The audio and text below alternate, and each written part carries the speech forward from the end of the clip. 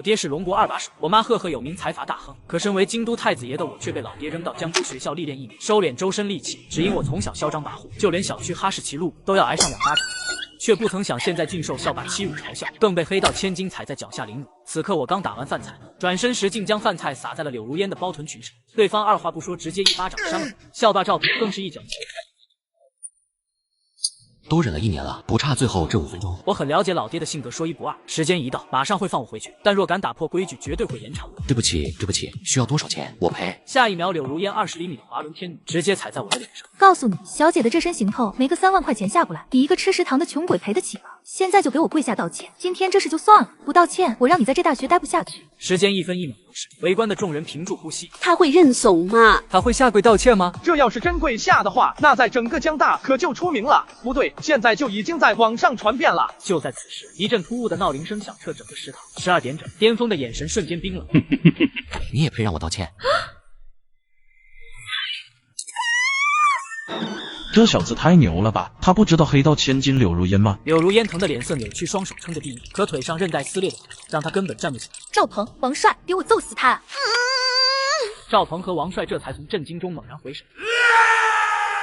混蛋！你居然敢这样对嫣姐！今天让你知道花儿为什么这样红。巅峰眼神凌厉，脚步微微后撤。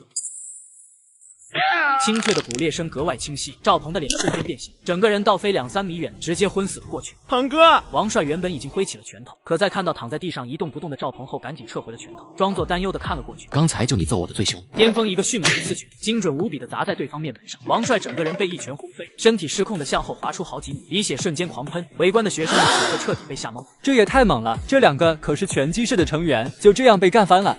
柳如烟的脸色也变了，眼神里更是第一次出现了慌乱。还有你，巅峰上去就是一记鞭腿抽在他的脸上。正在这时，一道突兀的手机铃声响起来。小子，可以啊！这1年的变化很大，我在你身边安插了3000个眼线，他们对你表现都高度认可。汉东省长你二叔也说你的表现很让人不可思议。你准备什么时候回京都？对于老爹的话，巅峰满脸黑血，更懒得跟老爹废话。哈，3000个眼线，这老登是在炫耀什么？二叔也真是的，为了能坐上这个位置，竟然跟老爹串通在一起。我一会就回京都，不过现在我需要去医院处理一下伤口。什么？你受伤了？对呀，被人打了呀！我天天被打都习惯了。哪里被打了？严重吗？快发给我看看。行吧，我发给你。说完，巅峰直接挂断电话，随手自拍了一张照片发了过去。这家伙把柳如烟他们打成这个样子，现在居然还有心思自拍。刘老三要是知道，绝对会把他大卸8块的。终于有人实在看不下去。同学，你知道你刚才打的人是谁吗？她可是江州市柳家的大小姐啊！什么江州柳家？屁大点的地方居然还有家族势力？对对对，快跑吧！刘老三可是黑恶。对于众人的提醒，巅峰愣了2秒。柳家黑恶势力，二叔，江州可是你的管辖地，你可真的是让我抓住了你的把柄。既然你跟我老爹串通一起，那么我可得好好送你一份大礼。此刻京都一神秘别墅内，虎君，这就是你安排的人手所监管的对吧？你告诉我，这就是可控范围内的欺压？这他喵是要我儿子的命吧？他这样回京都，你嫂子得活剥了你！一个身材较好的秘书冷静地把巅峰鼻青脸肿的照片分发到众人面前。此时被唤作顾军的男人吓得脸色苍白，自己的大侄子怎么会被打成这个样子？原本的计划中是安排在可控范围中的欺压，主要就是让大侄子吃点苦，学会隐忍和收敛锋芒。可现在这照片中的样子，明显是往死里打的呀！顾军，你是不是该给我一个解释？顾军顿时吓得冷汗湿透了后背。如果解释这是我安排的 NPC， 只不过下手重了一点，那么换来的肯定是大哥的一通训斥，以及大嫂的几个大嘴巴子。那要是解释说自己完全不知情呢？更不行，那岂不是变相的承认我管辖的市级城市出了大问题？就在顾军大脑高速运转的时候，江大这边，巅峰大摇大摆地走进了导员的办公室。打曾想，刚一进门，导员方婷见到他以后，整个人瞬间惊恐的连连后退。你别过来啊！退学申请我已经批准了，就在桌子上，你拿上就可以走了。出去后别说你是我学生，我不认识你。方婷内心几乎是崩溃，他刚刚可是听说自己的学生把江州柳家的千金给打，人家柳如烟的父亲刘老三还是江大董事会的成员。另外校长得知这个事，直接撒丫子的跑了过来，不到2秒就签好了退学申请。导员，你都知道了呀？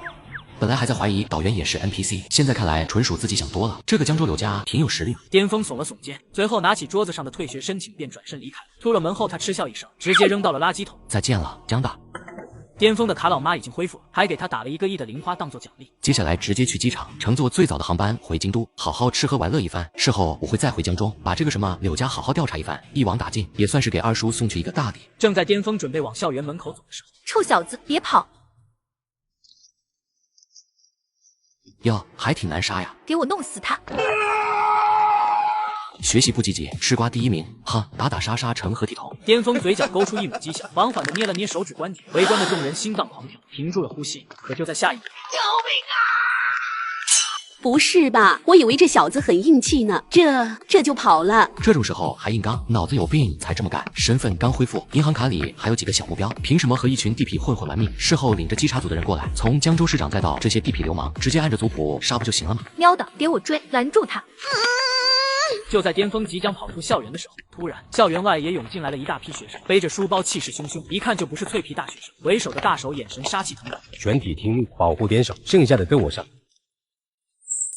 所有围观的学生全都瞳孔震动，疯狂后退。这特么特种部队啊！这分明是职业战斗人员。柳如烟的小弟们刚冲到营门，看到这一幕脚下，可一切太迟了。对方的甩棍已经宛如雨点般砸了下来，刚才嗷嗷叫的小混混瞬间就被3棍打下去。不是混混能挨3棍，是这些人上来就3棍。1秒3棍不是他们的极限，而是为了让巅峰能够看见。哥，别打脸，都是道上混的呀，烟姐跑呀！前方惨叫声此起彼伏。这时后方小队长走到巅峰面前，啪的一个立正，报告巅峰少爷，我们来迟了。如此标准的站姿和铿锵有力的声音，一看就不是普通学生。当天晚上，江州市办公大楼灯火通明，王氏和李书记站在大门口紧张的搓着手。怎么会闹到这种程度呀？刘家这丫头之前不也打过人，都没有闹到这种程度。是呀，这次怎么瞬间爆发了？打人的那个不是已经退学了，而且也没有去警署呀？最让他们惊恐的就是汉东省省长竟然因为这件事连夜赶过来。他们只是江州地方官员，按理来说这种级别的事件本不该惊动省。很快车门打开，一名身材高大的中年男子走了下来。不过最引人注目的不是他的气场，而是他脸上那个清晰无比的巴掌印。没错，对于大侄子被打的事情，步军解释为是自己所安排的，只是下手重了一点，于是就被大嫂打了2巴掌。至于为何连夜赶过来，就是要好好调查一番，看看谁敢欺负自己的大侄子。网上的事情你们应该都看到了，江州大学餐厅发生那么大的斗殴事件，其他的我就不问了，来给我说说你们的调查结果吧。顾省这件事我们已经调查清楚了，就是学生之间的小矛盾。是呀，顾省，就是学生之间的小矛盾。那个男生打饭的时候不小心把饭撒到了对方的身上，又不愿意赔偿，还出言诋毁了对方，所以那个女生就叫来了她的同学和朋友，把对方打了一顿。对于2人的言论，步军思考了2秒，缓缓点了点头。这么说的话，属实是有点符合自己大侄子的性格。好，这件事你们处理结果是怎么样的？结果，这是中午出来的，舆论是下午发酵的，顾省是晚上来的，我们怎么有时间去处理呢？再说这事又能怎么处理呢？打人者柳如烟可是刘老三的女儿。换句话来说，就是他们要是敢处理刘老三，刘老三明天就敢让江州的所有企业全部搬走，让江州的经济遭受毁灭性打击。说白了，他们2人很多时候还得看柳家的脸色对江州做规划。李书记的脑子反应最快，上前一步就陪着笑道：顾省已经处理好了，设施的那些全被控制了，目前正在警署接受调查呢，只不过公告还没有来得及发呢。对，已经在处理了，都是一群不学无术的学生混子而已，在学校拉帮结派，影响恶劣。今天我们还准备约谈江州大学的校长，彻查校园管理问题。看着2人坚定的眼神，顾军缓缓放起心来。既然这样，那这件事我就不多问了，该抓就抓，该判就判。王市长和李书记顿时心头一缩，连忙低头点头哈腰。是，顾省放心，我们一定严肃处理，给公众一个交代。从市大院离开后，顾军马上就拨通了巅峰的电话。大侄子，你在哪呢？我亲自来江州接你了呀。什么？你到机场了？那你来京都机场接我呗。行，到时候我去京都机场接你。挂断电话后，顾军马上给行政秘书打电话，他现在肯定是赶不回去，这件事只能让秘书过去。与此同时，江州柳家大宅内，谁干的？还有王法吗？还有天理吗？爸，那家伙叫了很多人，而且还很擅长打架，他当着全校的人的面把我踢翻在地，还让我当众劈叉。竟敢打我女儿，给我查，掘地3尺也要给我把这人找出来，是虎他给我握着，是龙他得给我盘着。刘老三猛地站了起来，浑身散发着滔天怒火，看着眼前这个被打成猪脸的女，此仇不报，他刘老三在江州估计得颜面尽失。正在这时，一个手下急匆匆地跑来，刘总，王氏来了。他来的正好让他看看我女儿被打成什么样子了。刘老三直接坐回到太师椅上，宛如一位坐镇江州的黑道枭雄。王氏气喘吁吁地走了进来。刘总，您女儿这次可是闯祸了呀，这事在网上都闹大了呀。有多大？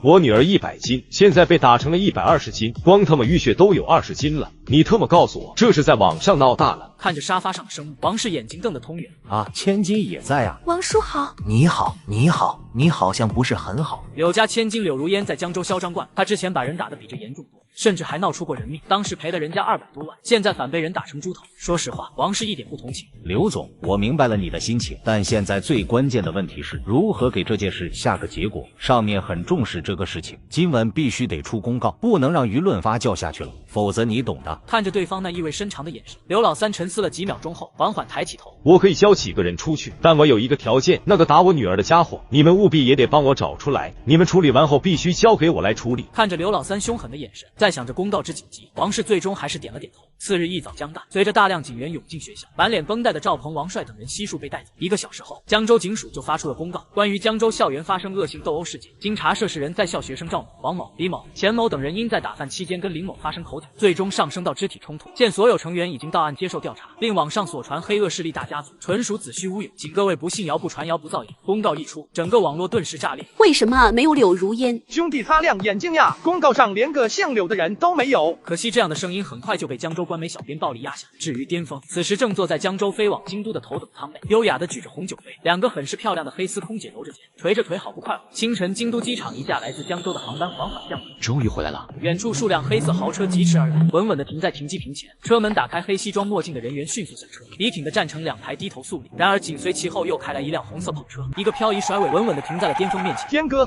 哎呦，浩子呀，你怎么来接我了呀？王浩是巅峰的发小，从小玩到大。嘿嘿，昨晚我爸喝醉了，我偷偷看了他手机，你回来这事竟然是高度机密，我还是偷看了我爸手机才知道，整了半天你一直在江州。这一年京都怎么样？会所生意如何呀？还能怎么样？规规矩矩呗。会所生意自从你走后很是冷淡。王浩口中这个会所，巅峰是背后最大的股东。走吧，上车，我跟你细说。正在王浩准备发动车子的时候，王秘书气喘吁吁地跑了过来。店少坐我的车回去吧，你二叔亲自让我过来接你的。我二叔真让我意外啊！我二叔这是打我一棍子，现在又反过来给我一个甜枣，还亲自让你过来接我呢。店少您误会了，您二叔一直很关心您的，这1年来他时常在暗处观察您，看您受苦时甚至掉眼泪，而且不止一次去劝您父亲把您接回家，但都遭到了您父亲的拒绝。这么关心吗？行吧，谢谢我二叔的关心，我朋友这来接我了，我直接坐他车回去就行。还有你回去告诉我二叔，就说我挺喜欢他给我选的江州市，另外让他女儿顾彤最近不要来京都玩，不然我见他一次打他一次。说完这句话，巅峰心满意足地合上了车窗，伴随着一阵风雨完了，顾省这次真的惹他大侄子不悦了。40分钟后，车子停在京都最豪华会所门前，巅峰提前下了车，缓步朝会所大门走去。这叫生意冷淡吗？看着眼前的景象，巅峰哼笑了一声。显然王浩说生意冷淡，估计是没少挪用账上的钱。您好，先生，请问你有预约吗？预约？我以前在这里可从来不需要预约。2个迎宾小姐姐愣了一下，目光下意识的就开始打量着巅峰，脑海中飞速搜索着此人的身份。先生，请问您是来找王总吗？妈的，老虎不在家，猴子当成山大王了。这时王浩停好车，小跑过来。颠哥，你怎么不进去呀？巅峰会所的拥有者，传说中的颠总，这位太子爷的传说，他们可听得太多了。颠少，对不起，我们不是故意的。这2个服务态度挺好，每个人发5万奖金。谢谢颠总，谢谢颠总。行了，别激动，好好干。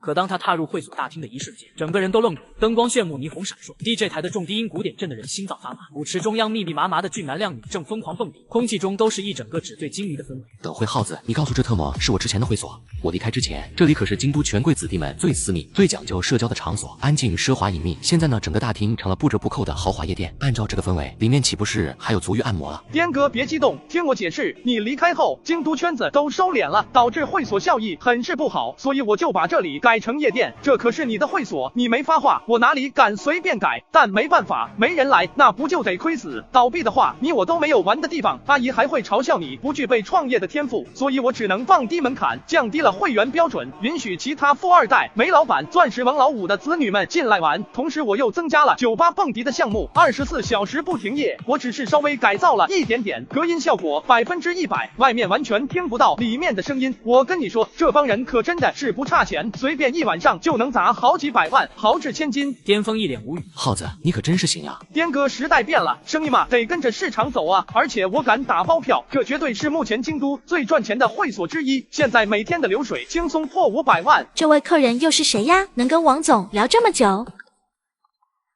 王总，您忙去吧，这位客人交给我吧。可当看清巅峰面容的瞬间，颠少，您终于回来了，您可不知道呀，王总，他现在都让我用像来吸引客人了呀。我之前穿的什么？您看我现在穿的什么？苏经理，咱能稍微松一点吗？我喘不过气了。苏经理他疯了吗？什么情况？他竟然当众扑到了一个男人身上，那家伙到底是谁呀？这其中不知有多少枚二代垂涎于苏经理的美色已久。苏经理负责会所的管理和高端接待，但他可从来不陪酒，更别提有什么肢体接触，哪怕他们砸再多钱，他最多就是端茶倒水，陪聊几句。办公室内，巅峰端坐在老板椅上浏览着账本，苏经理还在梨花带雨的诉说着王浩的罪状。颠少，您是不知道啊，王总这一年简直无法无天。您刚走，他就立刻把会所改造成了24小时不停业的销金窟。他不仅拉低了门槛，还天天逼我穿黑丝，说什么增加美感、提高客户满意度，每天还要我跟那些人深夜陪聊，每天晚安、早安，娇滴滴的给人家打语音。颠哥冤枉啊！你可别听这女人胡说八道呀！我这是在为员工着想呀。她长期干着工作，血液循环不好，黑丝能有效防止静脉曲张。巅峰猛地合上了账本，表情很是满意。他不缺钱，但会所的收益是他向老妈证明自己经商能力的唯一途径。哎呀，苏经理，你要是不满意的话，你还换成之前的衣服呗。不是的，颠少，不是说不满意，而是什么？而是得加钱。这话一出，空气瞬间静止。我去，苏姐，你这么现实的吗？巅峰也忍不住的笑出了声，还以为对方受到什么天大的委屈，没想到就这。为什么这么现实？王总，你还好意思说不穿黑丝扣我1000，不穿高跟鞋扣我1000，妆化的不好又扣我1000，我一个月工资7万块钱，你能扣走我2万多？必须得加。巅峰豪爽一笑，随手拉开手机，直接拽出了一摞钞票，毫不犹豫地扔给了苏经理。工资往10万加，另外再增加专属服务提成。苏经理一整个都懵了。颠少，您是认真的吗？认真，当然认真啊。话音刚落，苏经理狠狠地吸了一口气，再次往前一扑，又抱住了巅峰。颠少，苏这辈子都要在你手底下工作，永远效忠于你。好了，香水呛眼睛。巅峰一把推开了对方。进来！不好了，王总！一个服务生紧张地跑了进来，下意识的就看向老板，结果就看到了那张无比熟悉的脸。我勒个妈耶！颠总回来了！颠总外面有人闹事，非要苏经理过去陪酒。苏经理脸色一沉，瞬间从小女人变成了冷艳御姐。好，我知道了。说完，踩着高跟鞋哒哒的走了出去。走吧，一起去看看呗。话落，巅峰顺手拉开抽屉，从里面拿出了一把金色的舶来塔。我擦，颠哥，你这特喵的，老子在这里消费100多万了，连个特殊服都没有，连经理都不知道过来陪个酒。对不起，我们这里没有您所说的那种特殊。服务生一个劲的解释着，哪曾想胖子直接拿起2瓶黑桃 A 一下浇在了对方的头上。你们那个漂亮的女经理刚才对人家投怀送抱的，现在出来陪一杯都不行。今天她要是不出来，老子分分钟砸了这场子。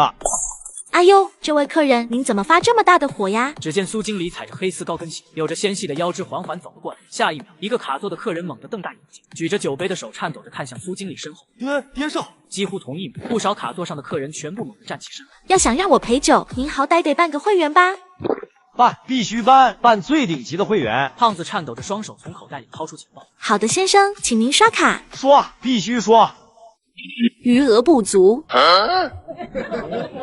天喜会所的会员卡可不是一般人能办下来，在这里想要成功装逼，除了活捉外星人拎过来，他们真的想不出其他的。什么余额不足？不可能没钱啊！卡里还有400多万，怎么可能余额不足？怎么了，先生？您不会是没钱了吧？你们会员多少钱？这不可能刷不出来。苏经理轻轻一挥手，一个服务生立刻拿着会员文件走了过来。胖子接过一看，整个人猛地一踉跄，差点摔倒在地。顶级黑金会员消费水平一个亿起步，最垃圾的青铜会员也要消费1000万。胖子彻底破防。你们这是抢钱，特么的黑店！你们老板是谁？特么的黑心老板！看着对方破防的样子，苏经理轻轻笑了笑，缓缓靠近胖子的耳边。先生，如果您真的想让我陪酒的话，不如先攒够1个亿。我要砸了你们这店！趁着对方嘶吼要变身之际，巅峰反手掏出腰间的舶来塔，一把将枪口对进他的嘴，直接打断其施法。如此一幕，吓得所有客人瞠目结舌。等会，真理不是叫啊？怎么不继续叫了？回答我！你刚才不是很嚣张吗？你不是要砸了我的场子吗？你继续啊！回答我 ！Look in my eyes！巅峰一个眼神，全场音乐瞬间炸响，灯光瞬间熄灭，在劲爆音乐声下，只见喷出一束苦光。等灯光亮了后，巅峰接过服务生递过来的纸巾，慢悠悠地擦着脸上的血迹。至于胖子，年轻就是好，倒头就睡。把这家伙带走，挑个豪华炉吧。好的，颠总。回到办公室，王浩就举着平板走了过来。关于刚才那个小胖子的资料，他已经查得一清二楚。颠哥，这小子属实是该死，家里是汉西那边的，他爹弄煤矿的，之前出事故闹出人命，才赔了人家1万块钱。煤矿，找几个人把他爹的矿炸了。好嘞，没问题。王浩很是兴奋。既然颠哥没有变，那以后跟在后面又能继续耍了。凌晨，你就是跑到天涯海角我也能找到你，有种出来干一架啊！我告诉你，你要是让我找到，我特么砍死你！你知道你手机号是谁给我的吗？呵呵，沈瑶那丫头被我打得鼻青脸肿，就那她还不愿意给我，我干脆就直接把她家房子推了。听着扬声器里传来女人阴森狂笑的声音，王浩一整个懵逼。你叫柳如烟是吧？操你特么连我是谁你都不知道！我告诉你，这事没完，我爹要砍死你，我也要砍死你！面对对方的威胁，巅峰淡淡一笑，并顺手打开了免提。再不开免提，王浩耳朵都贴到他脸上。你爹叫什么名字呀？我爹叫刘老三，你特么在江州打听一下，谁不认识我爹？这件事就算你跟我下跪都没用，我爹已经下了江湖追杀令，只要你在江州赶露头，黑的白的都会通知我爹。好，我知道了，过几天我会在江州露头，到时候你来砍我哈。巅峰说完这句调侃的话，直接挂断，再打开飞行模式，直接把手机扔进了鱼缸。颠哥，什么情况？是你前女友还是哪里的疯女人？这是大鱼还是小鱼呀？王浩顿时化身好奇宝宝凑了过来。巅峰只能一五一十的把流放最后一天的经历讲一番，包括这个沈瑶。在江州，巅峰是讲悲惨，可这个沈瑶是真悲催，没爹没妈，在福利院长大，虽然模样清纯怜人，在江大被誉为小校花，奈何自卑是硬伤，压根没有什么存在感。巅峰刚来江州大学时跟对方做同桌，人挺好，没啥心眼，一副傻白甜的样子，日常生活跟学习还挺照顾他的，所以柳如烟能够找到沈瑶，属实是调查了一番。不是呀，颠哥，你当时怎么不帮帮这个叫沈瑶的？随便给人家300-500万，就算不让他过得太奢侈，至少也不至于因为一个联系方式被暴揍一顿吧？你特喵以为我不想帮啊？老子当时比沈瑶还穷，他特喵还有奖学金呢。老子去街上捡纸板瓶子卖，你不了解我当时的情况，站着说话不腰疼呀。你说啥？我说我去街上捡破烂卖钱，普通纸板6毛1斤，好一点的纸板7毛5，矿泉水瓶3毛1个。王浩感觉大脑都要炸裂，手忙脚乱的开始在网上搜索起了废品价格。5秒后，我靠，颠哥，你真捡过？巅峰顿时被气笑，有那么一瞬间，他真想把王浩剁碎扔在鱼缸里喂鱼。那这个柳如烟，你打算怎么办？这明显是黑恶势力，这是妥妥的政绩呀！颠哥，要不你把他们解决了，直接利用这件事踏入仕途，然后你把这会所转让给我。王浩越说越激动，都开始畅想发财美梦了。咱们以后官商相护，好家伙，完美呀！我去你的，安静点！巅峰抬腿就是一脚，王浩四仰八叉的摔在地上，疼！不是啊，颠哥，我这可是为你好呀！我爸妈已经断我零花钱好几年了，还跟我划清界限了。万一哪天你爸妈断你零花钱了，兄弟，我这是在为你后路考虑呀！巅峰没有说话，从抽屉中拿起了之前的手机摆弄了起来，打开微信，一瞬间，无数条消息宛如洪流一般袭来。颠哥，关掉网络，手机别炸了呀！在王浩惊慌失措声中，巅峰赶紧关掉了移动数据。不过映入眉头的几条消息，瞬间让他眉头皱了起来。颠哥，你啥时回来的？我刚听小兄弟说在会所看见你了。颠哥，你看这是你吗？我江州小兄弟发来的。颠哥，江州姐妹发来的，我看着可像你，是你吗？我去，颠哥，你是不是在江州呀？我看这个被打的可像你，但愿不是你。老子特么在网上传开了。巅峰伸手拿起桌子上的平板搜索起来，果然一搜索词条，他在江大餐厅被打的视频传遍。我去，这打的太惨了吧！这男的不会是出柜了，被抓现场了吧？打得好，这男的肯定是贱，惹这么漂亮的女孩生气。这不是我刘姐吗？我刘姐太帅。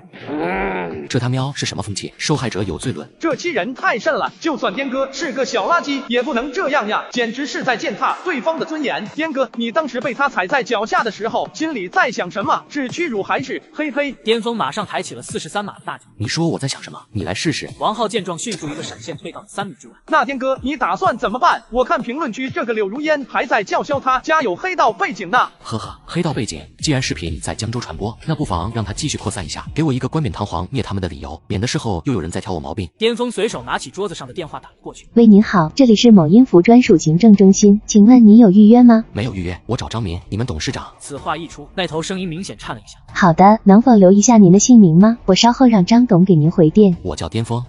好的，颠少，您稍等，我马上让张董给您回电。挂断电话不到3秒，张董的电话就打了过来。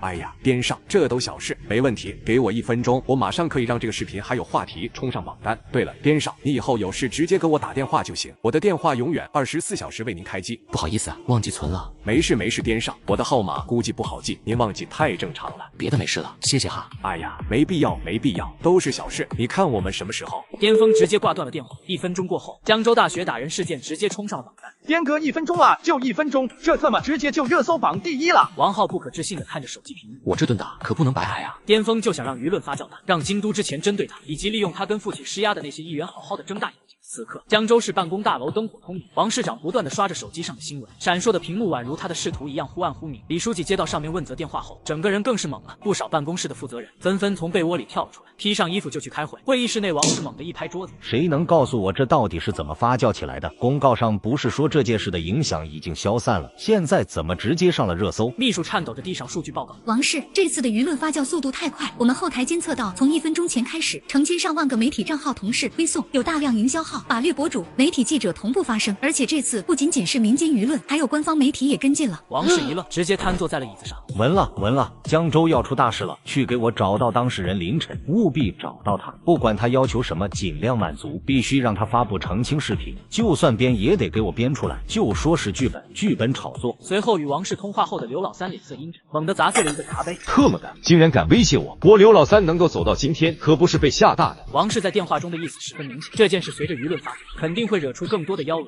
这段时间务必要求刘老三低调一点，不仅让他将手里的众多工程停，还要让他再交出一些殴打凌晨的成员，最好是手里有点案子的那种。可这些成员都是跟他出生入死，在江州打下一片天的人，这简直跟卸磨杀驴有什么两样？与此同时，省办公室内，顾军同样是脸色苍白。这个谎随着舆论发酵，属实是瞒不住。正在顾军发愣时，手机突然响起，一看来电人是大哥。完了，喂，哥，这么晚了，您还没有休息吗？你说我为什么还没有睡？哥，你听我解释呀，这件事完全出乎我的意料呀。江州那个什么柳家，我真没有想到他们竟然如此大胆，行事如此张狂。哥，你放心，我肯定不会让大侄子白白受着委屈的。这件事我一定彻查到底。谁知道电话那头竟然笑了起来。顾军呐，你这么紧张干什么？此话一出，顾军有点懵了。顾军呐，你刚刚履新，我一直思忖着该怎么为你送上一份合适的贺礼。如今看来，这江州便全当是我赠你的厚礼，以江州为发轫之点，逐步拓展至整个汉东省。至于具体事宜，就需由你亲手去擘划了。明日上午，我期望能在内阁会议上接到秘书提交关于你上报的开展扫黑风暴专项提案，你理解我的意思吗？这么说，大哥全都知道，那么舆论岂不是？哥，那这个舆论是不是？舆论？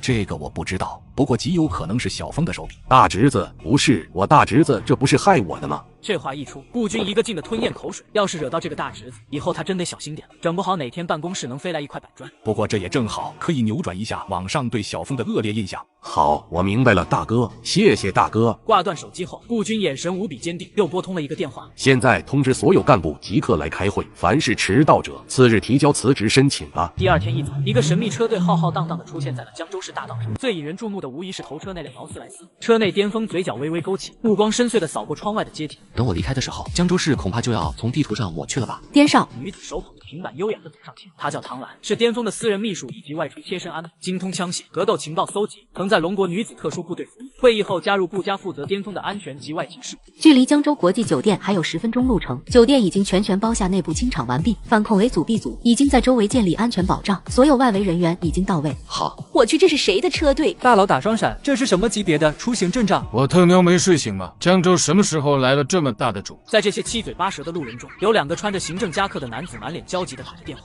王氏好像不是上面的领导呀，这车队的队形完全不是领导的配置呀。王氏，问题不在车队，重点是车里面坐的人。怎么，车里坐着的是什么人？劳斯莱斯的车窗看不清楚，但后面2辆的车窗没有完全化。我们看到车里坐着的是一群戴着黑色头盔、手持真理的人。王氏顿时感觉脑子里一片空白，手机差点没拿稳，下一秒猛地冲出办公室，马上联系江州警署，让他们出动全部警力。就在此时，后面一辆豪车跟了上来，副驾驶上柳如烟脸色阴沉，指着前方：“给我超过去，我倒要看看是谁敢把车开在我柳家车前面。”无奈之下的司机一打方向，兰博基尼瞬间逆行超车，随后又猛打方向盘，瞬间闪到劳斯莱斯前面。面对突如其来的情况，劳斯莱斯司机缓缓降低了点车速，巅峰只是微微抬了一下眼皮：“去查一下吧。”颠少，您是说要查一下吗？换做以前这位太子爷的脾气，恐怕要下去把这辆兰博基尼直接打成筛子。正在这时，兰博基尼突然故意来了一个急刹，唐兰下意识就扶住了耳麦伶俐。C 组注意不明车辆挑衅，超过去，必要时可以直接射击。他话音刚落，后面的奔驰大 G 直接猛踩油门窜过，其中一辆大 G 猛地往兰博基尼驶上。兰博基尼车身瞬间失控，猛地一甩，柳如烟脸色狂变，直接被甩在了座椅上，发出惊恐尖叫。司机更是手足无措，努力摆正失控的方向盘。等到车子稳定后，车队早已行驶没影了。随后，车队浩浩荡荡朝江州国际酒店驶去，而另一边警署内警铃声大作，数辆警车全部开了出来。30分钟后，20个穿着裤衩的青年满脸惊恐地站成了一排，而他们面前站着一群全副武装，胸章上赫然印着荣誉特种大队。冷队长，审问的怎么样了呀？黑衣人们听到声音，齐刷刷地转身让出一条通道。青年们下意识地抬头循声望去，当他们看到来人那张脸时，20名青年全部倒吸一口凉气。不是他不是林晨吗？被打的视频他们不说看了1000遍，少说也有800遍了。对于这张脸那叫一个熟悉，而且领导还命令务必抓到此人。结果现在是他们被抓了，而且抓他们的人还是凌晨。一时间震惊、恐惧、不敢置信全都写在了他们脸上。冷风上前一步敬了礼，随即就把这些人的身份还有前来酒店的行动全部汇报了。哈，看起来你们很惊讶呀，是不是这段时间一直在找我呀？此话一出，20个青年浑身猛地抖了一下，随即齐刷刷的摇头否认。哎呦，嘴还挺硬的。你们认识刘老三吗？巅峰组织的调查组正在3楼整理江州市还有柳如烟家的情况，不查不知道，一查下一步。江州市王市长和李书记在外面竟有账户，频繁的打款人竟是柳如烟家，包括江州市一些工程背后的公司都能跟柳如烟家扯上关系，就连街上的城管都能跟柳如烟家扯上关系。好啊，嘴都很硬。既然如此，那我建议你们现在开始练习憋气。毕竟混凝土凝固需要72小时。话一落下，黑衣战术队员们秒懂，直接端起真理枪口，齐刷刷的对准这些人，一阵上膛声响起。如此炸裂且具有视觉效果的恐惧，谁能扛得住？别，我认识。我也认识，你们是来抓刘老三的是吧？我说我提供线索，我以前办过相关的案子，这样才对吗？总统套房内。哎呦，二叔，你怎么想起给我打电话了？不是呀，小峰，你现在在哪里呀？是不是在江州呀？你猜？别，二叔不敢猜，二叔怕。小峰呀，你可别胡来呀，二叔可真的求你了。二叔跟你道个歉，你改造的事情，二叔的确参与了，但那可不是二叔的本意呀。二叔当时想着你在江州，我可以照顾你，咱们顶多换个环境生活，这有啥呀？谁知道你老爸狠呐，我连给你送钱送吃的机会都没有呀。巅峰才不在乎这些解释，反正苦自己已经受过，之前失去的那些面子和尊严是时候得找回来了。行吧，二叔，你放1万个心好了，我不会胡来的，到时候肯定会给你一个大礼。与此同时，柳如烟家别墅气氛却是格外压抑。庭院中间停着一辆被撞坏的兰博基尼，车身大面积刮花，车头保险杠碎裂，大灯彻底报废。刘老三狠狠地摔碎了手里的茶杯。谁干的？哪个不长眼的东西？爸，你都不知道，我差点被害死呀！他们直接撞我的车呀！柳如烟指向旁边跪在地上被打得鼻青脸肿的司机。你问他是不是一群开着大老大只路虎的混账东西把我撞下了车道？说到底是怎么回事？三爷，我真的不敢超车啊！那可是龙 A 的车队呀，还是清一色的豹子号，可大小姐非让我超呀！刘老三直接一耳光甩在司机脸上。龙 A 豹子号，你他喵跟我说江州竟然有这么一支车队？我柳家在江州横行多年，现在居然有人敢正面挑衅，给我查！这一声怒吼后，大批小弟马上冲进各自的座间，驶了出去。这时，柳如烟的手机响了起来。如烟姐，凌晨出现了，凌晨在江大，特么的终于出现了！去，你们给我去江大带上家伙！刘老三手指关节捏得咔咔作响，柳如烟直接一把扯掉头上的纱布。爸，这一次我一定要弄死他！去吧。得到老爹点头，柳如烟直接跑出庭院。都跟我走，真理都给我带上。是，大小姐。另一边，巅峰的车队浩浩荡荡地开进了江州大学，这场面直接把江大的所有学生震懵了。我擦，这是什么阵仗？什么情况？咱们学校除了柳如烟这个副姐，难道还有副哥？财经校区门口，保安刚迷迷糊糊的睡醒，一看这么多外来车辆驶入，下意识阻拦。不好意思，外来车辆不可入内。抬杆。唐兰淡漠的吐出2个字，手中沙漠之鹰抵在了保安的脑门上。保安猛地清醒，瞳孔疯狂放大，他本能的一拍枪口，然后怒吼：“你特喵拿个玩具枪吓唬谁？”然而当对上唐兰那冰冷如刀的美眸，在瞥见后排整齐坐着全副武装的战术队员时，他哪里敢怀疑头顶的玩意是假的？好，我抬杠！保安颤抖着手按下了按钮，大锯一脚油门驶，紧接着整支车队鱼贯而入。此时操场树林深处传来一阵笑声，哈哈，快点拍，把他的脸拍得清楚一点，看看这小人还敢不敢再装清纯？就这还校花呢？校花能咋？还不是被我们欺负？沈瑶被几个浓妆艳抹的女孩团团围住，手腕被死死抓着挣脱不开，身上穿的白色长袖衬衫此刻已经被扯得凌乱不堪。放开我，求求你们了！哥，这回知道求我吧？其中一个女生猛地拽住沈瑶的衣领，强行把她拉向自己。沈瑶，你真的不知道自己错在哪里吗？一开始要是痛快点，把凌晨的手机号交出来，如烟姐会这样对你吗？如烟姐说了，见你一次就欺负一次。快点拍视频，到时候发到论坛上，让大家看看这个装清纯的人被咱们欺负成什么样子了！不要，求你们了！沈瑶猛地挣扎，拼命的想要捂住衣服，可她越是恐惧，这帮人就越是开心。如此一幕竟被办公楼的校长收入眼底。唯一不同的就是，此时他惊恐至极，2个黑衣人死死的按住他，牙齿抵在窗台上，发出惊恐的呜呜声。凌晨，对不起，我错了，你快收了神通吧。校长，你的学校霸凌成风，你知道吗？这个当时被柳如烟当众羞辱的人，一字一个眼神盯得他头皮发麻，甚至灵魂都能被看穿，这他肯定不能承认。林少，我真的不知道啊，我错了，你快收了神通吧，我心脏不好。你刚才不是说你的学校不存在霸凌吗？可下面那是怎么回事？不，林少，给个机会，以后我绝对会加强学一下管理，绝对不。看下去，让他亲眼再看看。好的，颠少。唐兰一挥手，几个黑衣人直接上前，一把拽住了校长的衣领拖了起来。另一边，柳如烟也领着他的车队浩浩荡荡的驶向财经小区，保安跟刚才一样，也上去阻拦。未来车辆不得入内。结果主驾里直接伸出了一个猎枪抵在了他的脑袋上。再看到副驾坐着是刘老三的女儿，好家伙，那吓得叫一个魂飞魄散。柳小姐，我这就管，我给你抬杆。看着车队远去的背影，保安擦了擦额头上的冷汗，转身回到保安亭，写起了辞职信。树林中，记住了，以后叫我冉姐。沈瑶疼得惊叫出声，发丝被扯得凌乱。正在这时，一个豪华车队急速驶来，碾压着草地，直接往树林那边驶去。我去如烟姐的车队吧，太霸气了，真帅！沈阳，你死定了，我如烟姐来了。然而，就在他们笑得最欢快的时候，奔驰大 G 一个飘逸霸气的停在了。妈呀，如烟姐这有点逆天了。可下一秒，一个无比熟悉的身影映入到了他们眼里。林晨，这不是被如烟姐打的那个男生吗？他怎么？沈瑶也愣住了，看着那个熟悉的身影，那个他曾以为只是一个普通人，甚至跟他一样可怜的凌晨，此刻竟带着震撼全场的阵仗回来了。当看到被欺负的竟是沈瑶时，巅峰一整个诧异。沈瑶，此话一出，沈瑶猛地推开面前几个精神小妹，红着眼眶，脚步踉跄的朝巅峰飞奔而来。凌晨，不是我故意给柳如烟手机号的，是他们逼我的，而且现在还在逼问我你的下落，还有你之前为什么不回我消息？我给你发了那么多消息，打了那么多电话。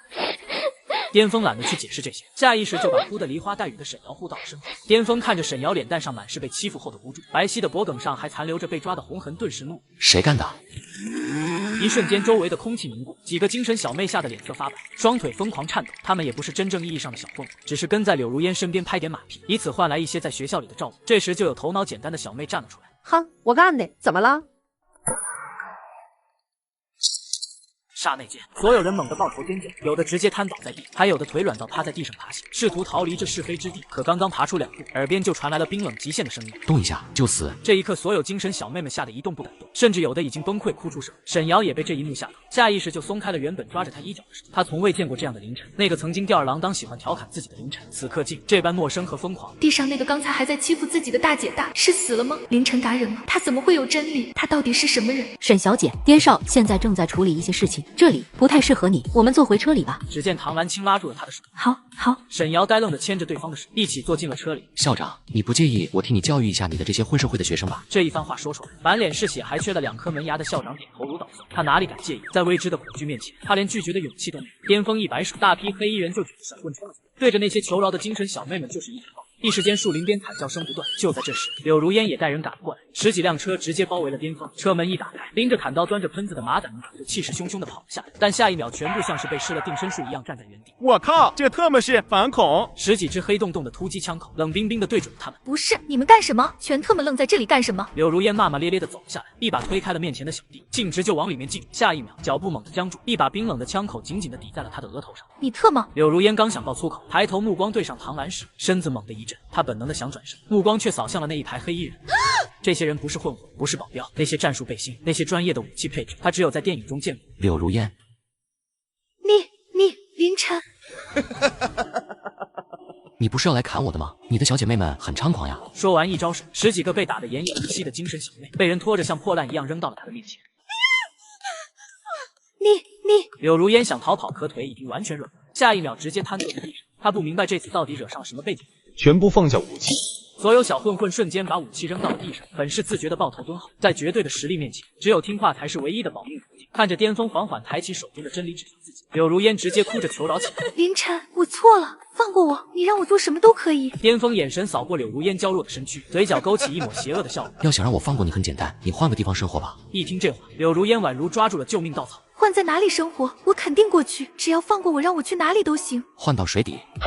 柳如烟还没有反应过来，巅峰一个肘击直接把他敲晕。紧接着，在小混混的惊恐注视下，黑衣人们从车里拿出了一个个马袋，把地上的人包括柳如烟都装了进去。颠少，这些黑小混混们怎么处理？副驾的巅峰没有说话，只是轻轻抬手抹了一下脖子。黑衣人秒懂。是颠少。等到车辆驶出树林后，一阵密集的鞭炮声响起，柳家黑恶势力的小混混们直接原地被审判。车内气氛死一般的沉寂，沈瑶的粉手死死地攥紧衣角，娇小的身体轻微颤抖。刚才那一幕太可怕。林晨，你刚才把那些人怎么样了？沈瑶不敢抬头，尽管旁边的唐兰一直抚摸她的背部，试图缓解她紧张的情绪。巅峰这才发现沈瑶跟自己坐的是一辆车，马上转过头，没有怎么样呀，只是给他们买了一张车票。什么车票？沈瑶心脏猛地一跳，疑惑地抬起紧张的脸蛋看向唐兰。对，通往地府的车票。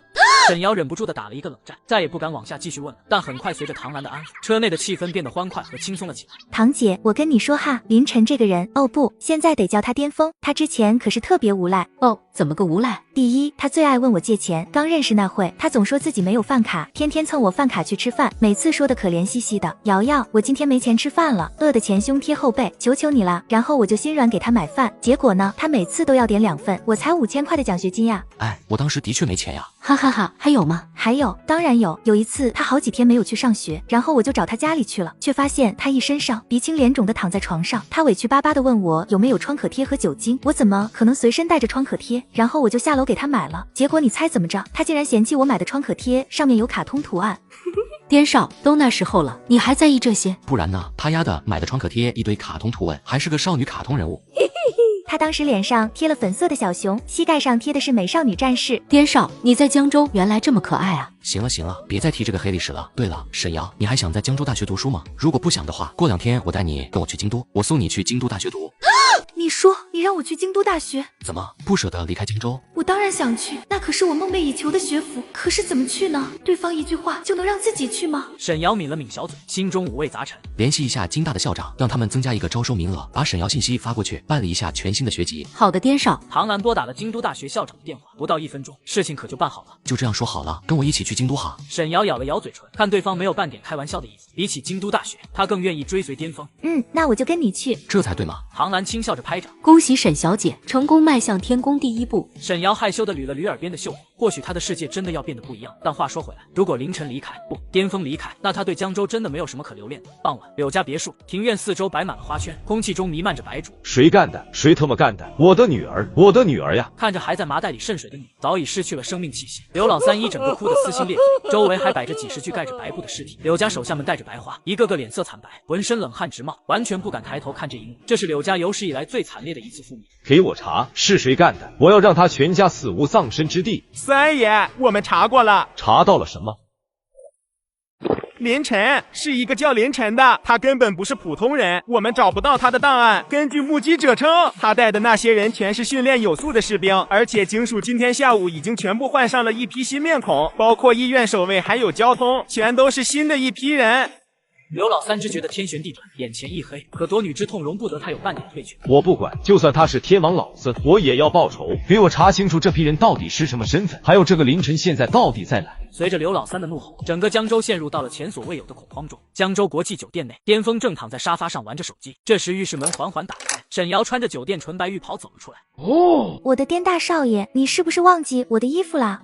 在卧室衣柜里，你自己去拿。你脸怎么红了？难道房间里很热吗？我喝酒喝的。沈瑶撅了撅嘴，但也没多想，转身往卧室走去。这丫头得亏是遇见了我，要是遇见其他人，天哪，这些衣服你都是给我准备的吗？随便挑几件穿吧。10分钟后，沈瑶换了一套衣服走了出来，整个人瞬间从普通小女生变成了富家千金般的时髦感。你看这一身行吗？沈瑶的心跳加速了几分，不知为何，突然有一种莫名的幸福感涌上心头。从小到大，从来没有人给她买过衣服，甚至连尺码和款式都刚刚好合适的衣服。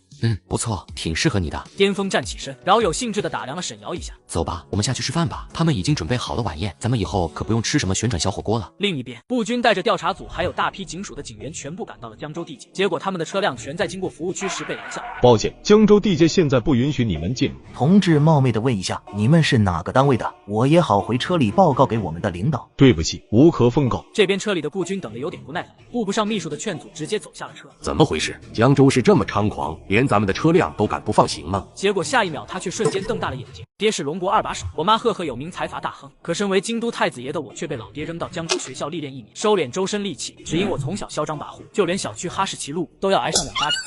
却不曾想现在竟受校霸欺辱嘲笑，更被黑道千金踩在脚下凌辱。他们竟然被密密麻麻一群黑衣人包围，就连他所带的反恐大队长都低着头，完全不敢直视这些人。你们是哪个单位的？竟然这么嚣张，直接跑到我管辖的城市来执行任务？哪曾想话音刚落，冷风直接掏出了内阁特别行动组的证件举到了他的面前。顾军的表情从不悦到错愕，再到彻底震惊。你们是？他话还没有说完，视线就落在了冷风的胸章上。什么荣誉特种大队？这可是大哥的亲卫。那个，请问你们是不是已经开始动手了？还有，指挥你们的人是不是巅峰？对不起，无可奉告。顾军吃了瘪，他顾不上生气，当然他也不敢生气，灰溜溜的跑到后方拨通了大侄子的手机。喂，我亲爱的大侄子呀，你现在能不能让二叔进入江州呀？二叔帮你报仇好不好啊？柳家那些事你不用去掺和，真的会脏了你的手。嘿嘿，好呀，二叔，那谈一下条件吧。大侄子，什么条件二叔都答应。以后你老爹对你有什么想法，我要是知道，第一时间告诉你。他要是还敢像这次胡来，你二叔我跟他断绝关系。好，二叔，条件咱们后续再细说。我这回就让他们放你们进入江州。哎呀，我大侄子最好了，大侄子就冲你这句话，以后你来汉东省一个电话，二叔亲自去机场把你背回家。顾军前脚挂断电话，冷风可就接到了电话，马上对他们进行放行。就这样，浩浩荡荡的车队驶入到了江州地界。另一边，不可能，这怎么可能？刘老三坐在沙发上，双手颤抖着拿着手机，看着视频中的画面，震惊。江州打人事件被打者竟是京都太子。与此同时，柳家那些马仔们也全都吓得屁滚尿流。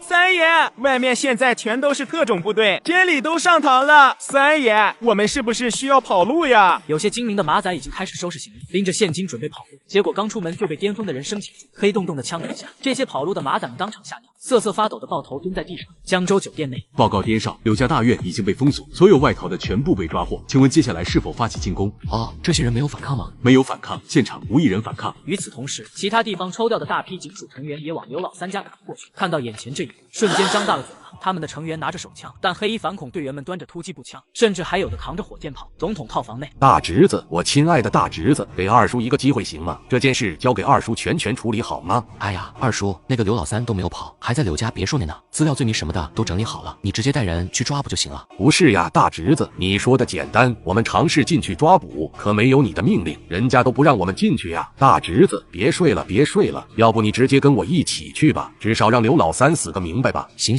我去。二叔，这可是你欠我的啊，记住哈，我资料卷宗什么都给你了，大鱼小鱼全都给你抓了，给你节省了多少列。哎呀，我记住了，谢谢大侄子。就这样，巅峰坐上了二叔的豪华汽车，朝柳家别墅的方向开了过去。这边柳家别墅内，刘老三已经癫狂了，在40几个小弟精准的注视下，一点一点的往身子旁围捕。他已经没有任何选择，他要是一死了之的话，那女儿的死怎么办？既然要死，那就拉几个陪葬的。队长，我们直接打进去就行了，打完回去还能吃个夜宵呢。别急，等待颠少的命令。正在这时，对面河岸传来一阵偌大的动静，几十名警员迅速跑过来维护现场秩序。只见多辆豪车缓缓朝这边开了过来，如此一幕瞬间炸锅，有不少人伸长脖子朝车里看。大侄子，全都是看你吧？不知道呀，估计是好奇吧。巅峰打了一个哈欠，随手就把窗户按下了一半。我去，是他。妈呀，我不是养花吧？那不是新晚上说的太子爷吗？这阵仗，这派头，天哪！我特喵竟然跟太子爷呼吸着同一片空气。见状，巅峰及时合上了车窗。哎呦，果然是看你的呀！他们可不是看我，主要还是为了看刘老三最后一面。到达现场后，巅峰下车就往柳家别墅里面走，吓得冷风一挥手，密密麻麻的黑衣战士就围了过去，寸步不离。不是就这样进去了？我大侄子也太猛了吧！都别过来，都他妈别过来！不是，三爷不是说就做个样子吗？你不会真要炸吧？三爷投降吧，没有意义啊，没有意义啊！哎呦，原来你就是刘老三呀！巅峰脸部红心不跳的向前走，周围甚至方圆500米以内的黑衣人以及狙击手都慌成狗。实际上，只要巅峰给一个命令，他们分分钟就可以击杀这个刘老三。可巅峰偏偏没有给他们任何指示。听说你很嚣张，听说你在江州横行无忌，无人敢惹。对了，你女儿找到没有？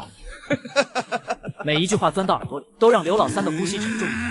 你别过来，再过来，我就……一看刘老三崩溃快要爆发，顾军瞬间慌了，上去就拽住了巅峰，让他别往前走了。就在这时，冷风拿着好几张文件走了过来，文件上赫然印着关于刘老三挟持的这2个小弟的黑历史和罪名，随便一条都能花生米管饱了。都这罪名了，还跟他废什么话呀？全是罪恶滔天的人，拿火箭筒来。此话一出，现场死寂3秒。冷风、黑衣队员，所有人都以为自己听错了。颠少，你是认真的吗？你觉得我像是在开玩笑？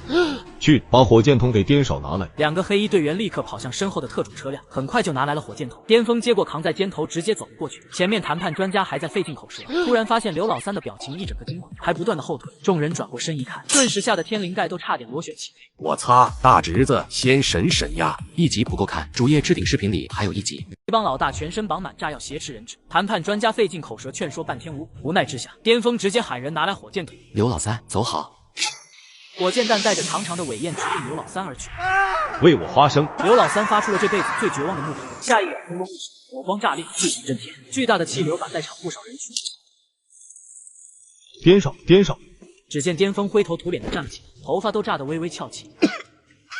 火箭筒威力还挺大，什么型号的？我喜欢。下次开火箭筒前记得提醒我戴耳塞。颠上，咱能不能优先考虑一下自身安全？你要是有个3长囊短，刑场都得换成机枪党。完了，这特么怎么去写报告呀？总不能直接写此次扫黑风暴，大侄子给对方丢了一个火箭筒呀。想到这里，顾军赶紧跟大哥拨了一个电话。大哥，柳家没了。我知道，让小峰去处理，柳家不可能有活路的。所以这件事怎么办？这是你问小峰吧。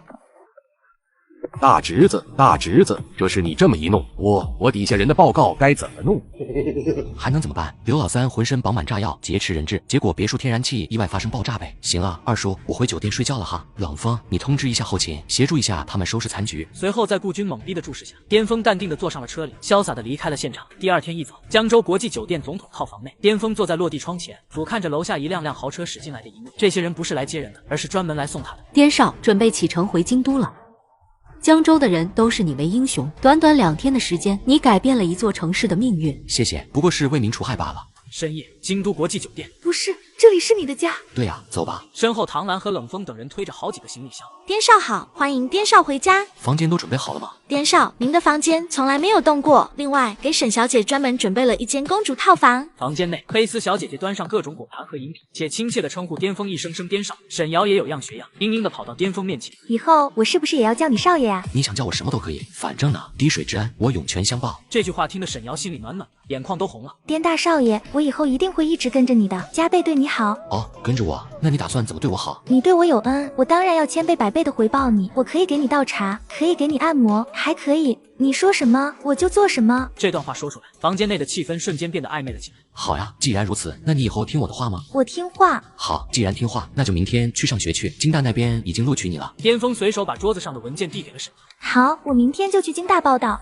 次日一早，沈瑶来到京大报道，看着眼前宏伟的高等学府，整个人呼吸变得微微急促。为了平复激动的心情，沈瑶小粉手轻轻握拳，挺了挺胸部。瑶瑶，你能行的。说完，迈着轻快的手势朝校门走去。如此一幕，竟被校门口几个靠在豪车旁边闲聊的富二代收入眼底。快看，妹子，从来没有见过，京大竟然有这样的，比校花苏南雪还好看。哪呀，在哪？谢斌猛地从大牛里面钻出来，双眼如同摄像头一样开始搜索。那不就在那呢？我去，好清纯，我喜欢。谢斌下意识就吞咽了一下口水，对眼前的沈瑶打起了主意。之后几天，沈瑶去上学，巅峰瞬间感觉到有点无聊。颠哥，近期会所的生意真的好到爆呀！接下来你有没有什么规划呀？我能有什么规划？肯定还和以前一样。怎么地？你有想法？我能有什么想法呀？不过我爸说准备送我去学校上学。你呀，别扯淡了，就你还上学，可别去霍霍老师了。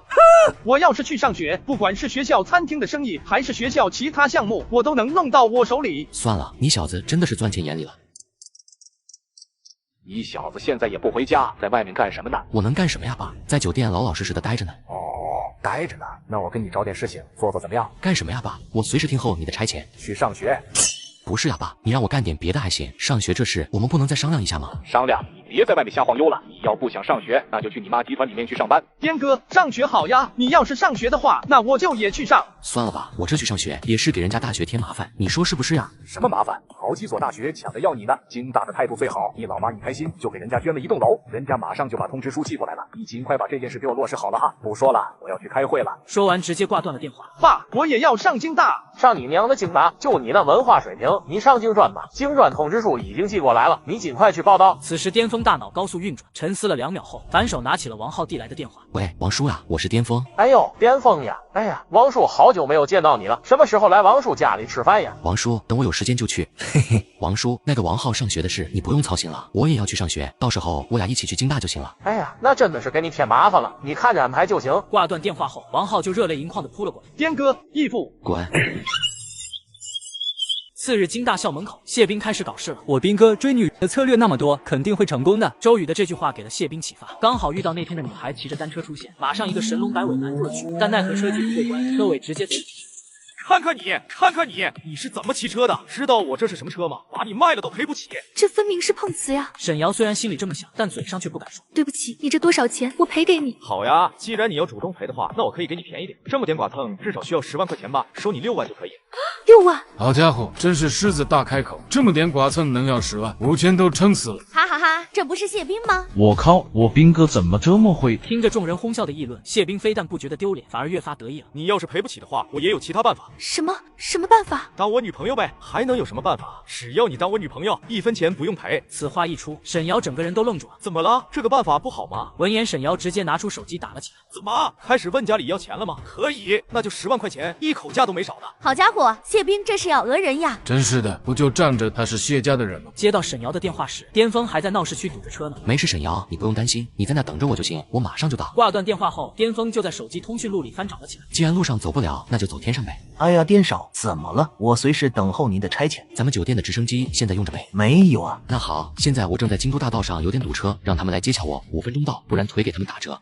好嘞，颠少。嗨，帅哥，你说你买这么贵的车干嘛？还不是跟我们一样堵在这？就是啊，有这钱去创业多好，买这么贵的车，结果还是得堵车。你们堵车只能堵着，可我堵车不用一直堵着。此话一出，众人愣了一下，随即哄堂大笑。哈哈，兄弟，你这是要飞出去不成？我家也有这个什么法大什么力，我买菜用的，我都没有你这么装。就在这时，不远处天空突然传来了一阵螺旋桨轰鸣声。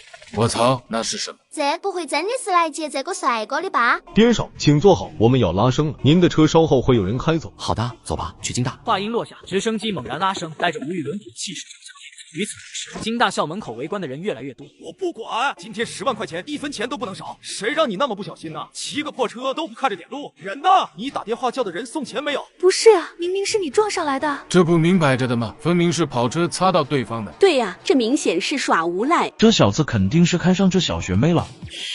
小声点，他可是谢家的人。正在这时，不远处一辆法拉利 SF 就急速朝这边驶过。王浩胳膊夹着通知书，迈着六亲不认的步伐走下了车。哎，还是这京大看着气派呀！哎呦嘿，这么多人，是迎接我的粉丝团吗？看见王浩走了过来，众人纷纷让开道路，一脸懵逼的打量着眼前这个戴着墨镜的青年。哎呦嘿，干嘛呢，浩哥？哎呦，这不是我谢老弟吗？在这干嘛呢？诺，这小丫头骑着单车撞到我车了。王浩顺着手指的方向看去，一看到沈瑶，眼睛瞬间亮了。哎呦呵，京大我真的是没有白来呀，还挺可爱呀。怎么说？能怎么说？10万块钱呗。既然跟谢斌认识，那肯定要为对方说上2句话。哎，撞坏别人的车就要赔钱哈，10万。哼，要你管，这里又没有你的事情，而且我没有撞到他的车，是他自己擦到我的自行车的。我去，这么凶！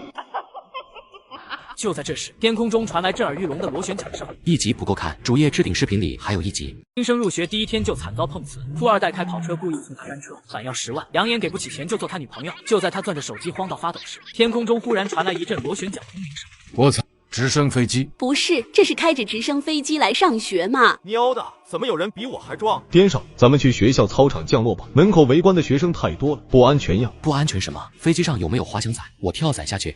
颠少，有伞包给您准备好了，是现在跳还是再升高一点呢？伴随着机舱门缓缓打开，下面的围观学生惊呼声一片。我去，这是要干什么？快看，里面有个人出来了！下一秒，巅峰纵身跳了下去，伞包打开，巅峰急速的朝地面俯冲而来。此时谢斌还在茫然的看着越来越近的身影，根本没意识到危机降临。都让开，刹不住车了。可为时已晚。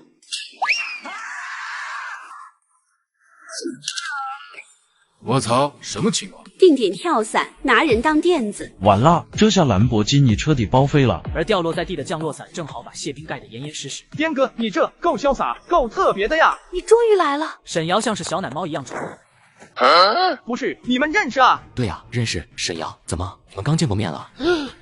对，我们已经见过面了。他刚才对我打招呼来着，说是你朋友。对，他是不是那个叫沈瑶的？我刚才一眼就认出他了。那还挺巧。沈瑶露出甜甜的笑，同时又冲王浩调皮的眨巴了一下眉。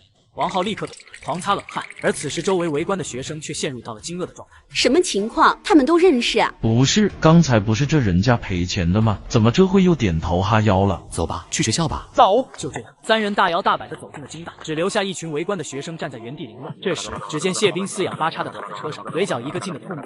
斌哥，你怎么样？别动，断了。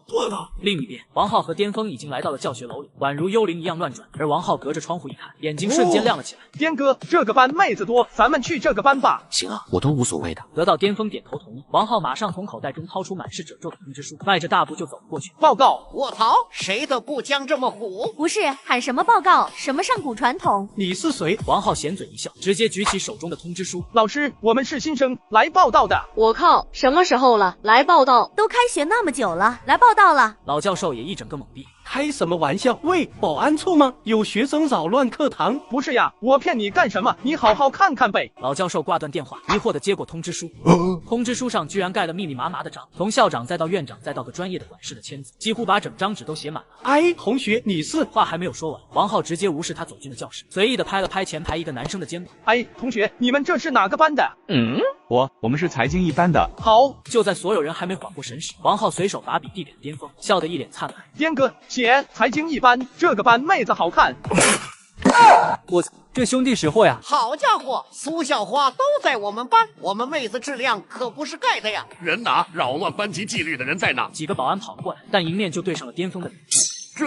这不就是今天从直升飞机上跳下来的那小子吗？还把谢家的人撞飞的那个。他们虽然是保安，但不是脑残，能乘坐直升飞机来学习，还把谢家的人撞飞，随后若无其事离开，那势必是他们得罪不起的大佛。走错地了吧？扰乱课堂纪律，但应该不是在这栋楼。走了。我们能进去了吧？能进去。帅哥，坐这里。帅哥，坐我这里。来这里，我这里有空位。有几个女生更是对巅峰招手，王浩还以为喊他了，瞬间心花怒放。颠哥，我去那边坐了哈。说完屁颠就跑了过去，坐到了那几个女生中间。巅峰扫了一眼，直接走到校花苏南雪旁边坐下，掏出手机悠闲地玩起来。而此时苏南雪却低着头，努力捋耳边秀发遮住她绯红的脸蛋。没有认出我吗？不是冲着我来的吗？原来两人早在昨晚就见过面了。苏南雪表哥秦琪为了巴结太子爷巅峰，不仅在巅峰会所里充值了2000万，更是通过自残来要挟苏南雪一起过去陪赌。天喜会所，秦琪跟几个小弟就像安了弹簧一样，嗖的就站了起来。颠哥，终于见到你。颠哥好。这是你女朋友？哎呀，不是，是我妹妹，我姨妈家里的，在京都上学。今晚我说要来会所里坐，她非要跟过来，索性我就带着她过来了。挺好。苏南雪深吸了一口气，疼的一下就站起身。颠哥，我叫苏南雪，第一次见面，我很高兴认识你。突如其来的一幕，看得巅峰一脸懵逼，还没等他反应过来，苏南雪可就拿起桌子上的酒往自己杯子里整倒满了一杯。如此一幕，巅峰确实有点看不懂如此操作，毕竟这洋酒都是意思，象征性的倒2下就行。也许对方酒量很好。你好，我是巅峰，很高兴认识你。说完，轻轻碰了一下对方的杯子，然后一饮而尽。而苏南雪从来没有喝过酒，在他的思维中，那些醉酒的肯定得喝好几瓶子，于是也端起酒杯，仰起头咕噜咕噜，毫不犹豫的一饮而尽。这一幕看得众人皆震惊不已。下一秒，苏南雪整张脸瞬间唰的一下就变红了。哥，你为什么这样看我？没事儿。秦琪，你妹这酒量不错呀。啊，对，酒量很好的。伴随着气氛逐渐活跃，巅峰说的话也多了起来，跟秦琪聊起了京都圈子的一些事情。包厢内笑声不断，而苏南雪这个时候已经有点上头了，但她自己没有察觉到，反而觉得气氛越来越热闹，索性也跟着举起酒杯，一杯接着一杯喝到最后，一桌子人全都倒下了，除了巅峰，还有已经迷离的苏南雪。颠哥，继续，你为什么总跟我哥喝，不跟我喝？不好意思，我来晚了，外面实在。巅峰站起身，扶着苏南雪，他整个人都软绵绵，摇摇晃晃的依靠在她身上，完全是醉得不省人事。秦琪他们就安排在客房里住下吧，这个女孩送到天喜酒店去。颠哥，你该不会是想……巅峰懒得理他，直接搀扶着苏南雪颤巍巍的朝包厢外走去。哎呦，颠少，这个喝醉的小猫很漂亮呀。少废话，送到天喜酒店安排好住下吧。唐兰耸了耸肩，倒也没多问，扶着脸色涨红、全身发软的苏南雪就离开了。此时巅峰饶有兴致地打量着身旁这个女孩。你叫什么名字？哎，你怎么不说话呀？你该不会是哑巴吧？本以为对方认出他，甚至已经做好心理准备，想着怎么聊昨晚的事情，结果对方一开口，居然问他是不是哑巴。我不是哑巴。下一秒，一张俊脸骤然贴近。嘿嘿，我说声音怎么这么熟悉呢？原来昨晚咱们已经见过了呀。你好，颠哥。挺巧呀，你也在这里上学呀？我什么情况？完了！我的女神竟然叫对方哥哥！就在空气弥漫着尴尬之际时，下课铃声响起，教授拎着课本就离开。是的，我在这里上学，的确很巧的。就在这时，孙威领着一帮小弟急匆匆地走进了教室。苏南雪，快去医院！我兵哥住院了，你得去看看我兵哥。完了，我女神又要被骚扰了。什么？谢兵住院了？他住院跟我有什么关系？我为什么要去？麻烦让开，不要围在我旁边。可兵哥一直在追你啊，你也知道，除了缅北和兵哥，真没有人愿意为你掏心掏肺呀。他追我是他的事情，跟我有什么关系？再说了，我对他的死活不感任何兴趣。现在请让开，不要挡着我了。苏南雪，我不许你这样咒骂我大哥，我大哥住进医院，只是今天有个跳伞的小子撞到他身上了。此话一出，原本吃瓜的巅峰当场抬起了头。等等，视频中撞的人是谢斌。哈哈，笑死我了，这么离谱的吗？谁呀？谁胆子这么大，竟然把谢斌撞进了医院？我靠，颠哥，看样子你把他撞的还挺厉害呀！我跟那小子认识，我要不要去医院看他一下呀？等会，你们在说什么？撞的还挺厉害，是不是你撞的我大哥？说是不是你？一集不够看，主页置顶视频里还有一集。陆少开直升机上学前直接跳伞入校，可不料技术太惨，直接把校霸撞进了医院。是不是你撞的我大哥？说是不是你？威哥，就是这小子从直升飞机上跳下来，把兵哥撞飞的。操，敢特么指我颠哥！我操！这新来的这么猛！没等小弟反应过来，王浩可就冲了上来，拽着孙威的衣领。你特么指谁呢？你以为你家那兵哥算个什么东西？你特么再敢指我颠哥，信不信老子现在让你跟他住一间病房？突如其来的一幕，整得孙威脸都绿了，气势瞬间全无。你特么敢踹我，老子现在就……话还没说完，上课铃声响起，老教授拎着课本就走进了教室。孙威等人一看事情不对，转身就离开。你们给我等着！那个，你不担心孙威他们一会过来找你麻烦吗？哦，你觉得我会担心吗？没有，我的意思是……没事，你看那边都是我的人。苏南雪一愣，下意识顺着他的视线往后排看去，不看不知道，一看真的是吓了一大跳。后排那边区域原本没有人，但这节课却多了很多寸头男生坐在那，个个身材魁梧，而且眼神很是犀利。看到苏南雪往这边看，这些寸头下意识就把手摸向了腰间，如此杀气腾腾的动作，吓得苏南雪赶紧转回了头。放心吧，今天没人能动我一根头发，还有你的事情我也管了。那个，谢谢你。说什么谢谢？你我之间还计较这个？难不成你忘了昨晚的事情了？我没有忘。唉，昨晚到底发生了什么？我什么都记不清了。下课铃声一响，教授前脚刚离开，孙威就领着小弟们全都冲了进来。上一节课谁踹我来着？给我站出来！我踹的，怎么了？你知道你家兵哥见了我得叫什么吗？叫我浩哥！你算老几？还敢在我面前指手画脚？操！闭嘴！孙威被愤怒冲昏了头脑，对着王浩就是一记挥去。我操！你喵的来偷袭！我告诉你，你特么要是知道我是谁，你特么绝对跪下给我道歉！这一记直拳直接砸在了孙威的脸上，打得他捂着眼睛一个踉跄。装！老子要是报出身份，你他妈得给老子跪下！都站在这里干嘛？给我揍死他呀！几个小弟迅速从苏南雪的美貌中回过神，抡着拳头就朝王浩袭去。等一下，你说呀，你要是牛，我今天给你跪下！老子行不更名，坐不改姓，孙威是也。我爹是京都财政局2把手，你拿什么跟我比？话音刚落，王浩可就很从容地掏出手机打起了电话，联系一下京都财政局2把手，告诉他儿子在学校恐吓女学生，领着很多学生整黑社会，子不教父之过，最好查一下，顺便看看财政局有没有经济异常，顺藤摸瓜一下。这一幕给所有人看懵了。呵，你真够装的！你特么谁呀？你是稽查委的还是督导组的？你丫还能查我吧？旁边围观的学生也都议论了起来。啊，有意思，孙威的背景竟然这么硬。不是呀，人家今天上学可是坐直升飞机跳伞来的呀。哎呀，不一样，坐直升飞机是有钱，但没权呀。兄弟们，少跟他们废话，给我上！随着孙威的一声吆喝，小弟们再次应声冲上前，迅速把2人围住，不然。义子，你特么装什么？你在外面丢人现眼是吧？害得老子现在正被人调查。你知道对面什么背景吗？你给老子招来多少祸？从今天起，你没有我这个父亲，我也没有你这个儿子。明天给我滚回来，我们去公证处当场断绝父子关系。这一瞬间，孙威仿佛五雷轰顶，众人皆目瞪口呆。我靠，来真的！妈呀，这个新生什么背景这么牛？颠哥，看见了没？你无需出手的，我就可以摆平一切。兄弟们，我没有爹了，今天给我揍死他！谁敢上，1人奖励5万。一听有钱拿，刚才还在犹豫的小弟们瞬间鸡血上头。喵的，敢搞我威哥的爹，我揍死你！眼看孙威领着愣头青气势汹汹冲了过来，王浩脸一变，转头就准备拔腿抬溜。颠哥，好呀，留得青山在，不怕没柴烧呀！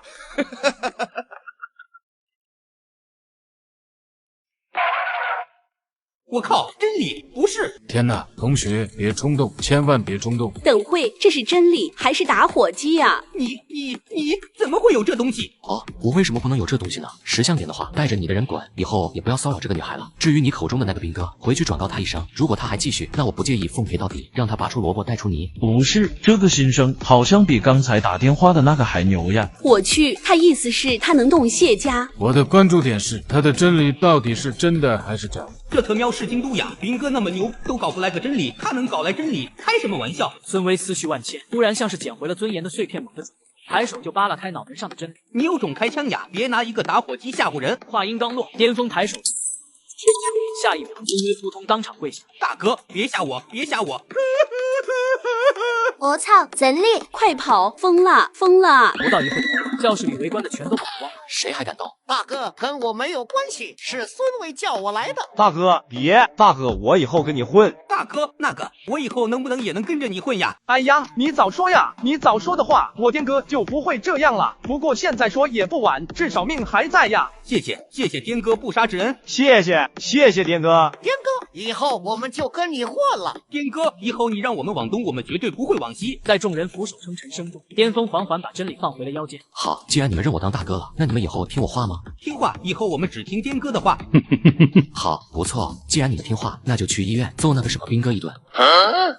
这揍兵哥，这有点不太好吧？正当小弟们犹豫不决时，孙威猛地站起身。喵的，狗东西谢兵，他敢打我颠哥女人的主意，今天特么就打断他的第3根肋骨。说完，孙威抬头冲巅峰深深一鞠躬，然后攥紧拳头，马力全开冲出教室。这一幕看得巅峰等人满脸懵逼。兄弟们，揍死狗东西谢兵！走呀！不少小弟们紧随其后，也冲出了教室。怎么样？有没有吓到你？没有，只是有点出乎意外。放心吧，以后他们不敢再欺负你了。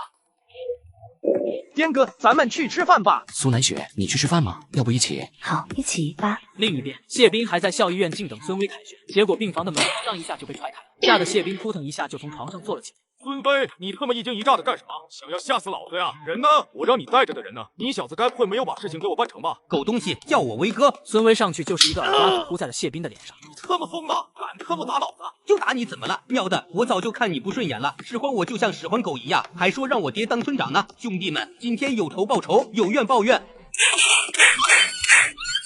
与此同时，京大餐厅正值饭点，大厅内人头攒动，热闹堪比春运现场，就连角落里都挤满了学生。三人站在原地左顾右盼。颠哥，我直接过去让他们滚蛋拉倒。你急什么？毛毛躁躁的，既然来上学，那就要有一个学生的样子，整天打打杀杀的，成何体统？哎，那里有位置。那边不太行，不是咱们学生能坐的，那里是学校领导的专属座位。领导？是的，咱们最好还是不要过去了吧。哈哈，有意思。这么说，我是不是也得准备一下我的专属座位了呢？说完，巅峰直接迈着大步走过去。苏南雪犹豫了2秒，终究还是迈着小步子追了上去。疯了吧？那里可是校长、院长他们的专属座位呀！完了，一会院长肯定要把他们痛批一顿。桌子上摆放着校长专属、院长专属等等牌子，巅峰顺手扒拉到了地上，啪嗒一声，别提周围的学生了，就连窗口里打菜的大妈都伸长脖子往这边张望。颠哥，你这气场真牛叉，我都想跪了。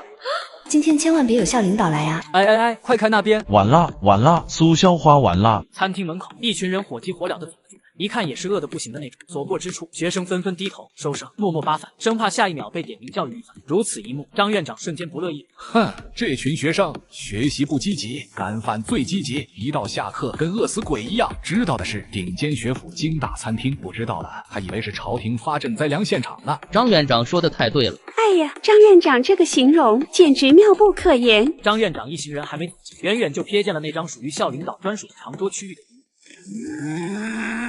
这帮学生越来越无法无天了是吧？吃个饭都敢坐到了我的头上。身后的下属可是冲了上前。你们是哪个系的？知不知道这是专属座位？谁让你们坐在这里的？赶紧去其他地方坐去。颠哥，这官僚主义还挺严重呀。是啊，的确挺严重，只不过坐了一下座位，有必要都炸毛了呀。面对二人的淡然，苏南雪坐在那里，小脸红扑扑，大气都不敢喘。谁把这些给我扔在地上的？给我站起来！一集不够看，主页置顶视频里还有2集。吴少入学第一天就带着校花霸占领导专座，并将校领导身份名牌直接丢在地上。谁把这些给我扔在地上的？给我站起来！说话呀！装哑巴是吧？还有你，一个女孩子家，竟然跟2个男生混在一起！狗张院长竟然敢数落我女神！张院子，你这老登，我不允许你说我女神！吵什么吵？吃个饭话这么多是吧？什么专属不专属的？来吃饭连个座位都没有，还开餐厅呀？上面给京大拨款那么多，你丫全都摊了是吧？张院长被对得脸都紫，手忙脚乱的从西装口袋里掏出一瓶速效救心丸塞进了嘴里。我太猛了吧！妈呀，把院长对到吃药！说你是哪个学院的？哪个系的？哪个班的？你们辅导员是谁？财经系一班的，辅导员还不知道是谁。你呢？你哪个班的？他也是财经系一班的，我们3个都是。身旁的下属彻底看不下去，指着巅峰也呵斥道：“问你了吗？张院长问你了吗？张院长问他的，你插什么嘴？怎么了？挑软柿子捏呢。这一句话呛得下属脸红耳赤。去，把财经系一班的辅导员给我叫过来，我给他3分钟，让他立马给我滚上来。你叫张启春是吧？财经学院院长，下面还有一个表弟在教务处。你在京都名下有3套房呢，1辆公车，1辆私人商务奔驰。你那套清溪湖别墅是你老婆弟弟挂名的，避税，去年刚装修完。此话一出，张院长瞬间被惊出了一身冷汗。你是不是开我盒了？你到底是谁？你怎么知道这些的？呵呵，你问我是谁？睁大你的狗眼，好好看下我是谁。喂，老爹呀，我天哥让你派人过来查一下京都财经学院张启春院长。尼玛，是老子让你查的，老子全程说几句话了。对，我天哥让你们的人半个小时，不让你们10分钟就过来，10分钟后让你们知道老子是谁，还特么专属就餐座位，老子吃不了就都别吃。话落，王浩端起餐盘直接呼在了张院长那张油光满面的老脸上。这能记到校史中了？疯了，这是把张院长当成樱花国人整吗？身后的下属连忙围上去，掏出纸巾去擦张院长，还有2下属上去就准备拽王浩跟巅峰。你俩走，跟我去教务处。颠少，你没事吧？谁让你们动手的？对不起，颠少，我只是感觉对方手上有细菌。行吧，下次注意，等我眼神或者手势吧。好的，颠少。在众人震惊的注视下，2个黑衣寸头青年转身就离开了。哎呦，这什么世道呀？这什么学生呀？把饭菜扣在我脸上，有没有公道呀？餐厅里的一幕，校长并不知情，还在埋头办公中。突然，校长，不好了，不好了！财经学院餐厅里出现斗殴了，那学生直接把菜糊在了张院长脸上了。什么？哪个班的学生？开除，必须开除！吼声落下，财经系书记依旧站在原地，迟迟没有过去管。怎么了？你站在这里干嘛？下去把这件事给我落实去！不是呀，校长，这个学生咋了？被张院长打了吗？不是呀，校长，这2个学生，一个是王浩，一个是巅峰，他们的通知书还是咱们亲自签字下发的。不是呀，你怎么不提醒张院长呢？校长拿起桌子上的车钥匙，拔腿就往外走。与此同时，京都一别墅后院，斌哥，我觉得孙威那小子肯定是被人撑腰了才敢反。我知道，我已经让刘健带人追了。话音刚落，2辆8疾驰而入，车轮还未完全平稳，刘健和几名小弟就匆匆推门而下。斌哥，不好了，孙威他们跑了，我们一直追到西外环，那边的地形我们不熟，眼睁睁看着他们上了桥。好了，谢斌猛地一甩手中的杯子。全是废物，全他喵是废物！旁边的黑色藏獒感应到了主人谢斌的情绪。斌哥别！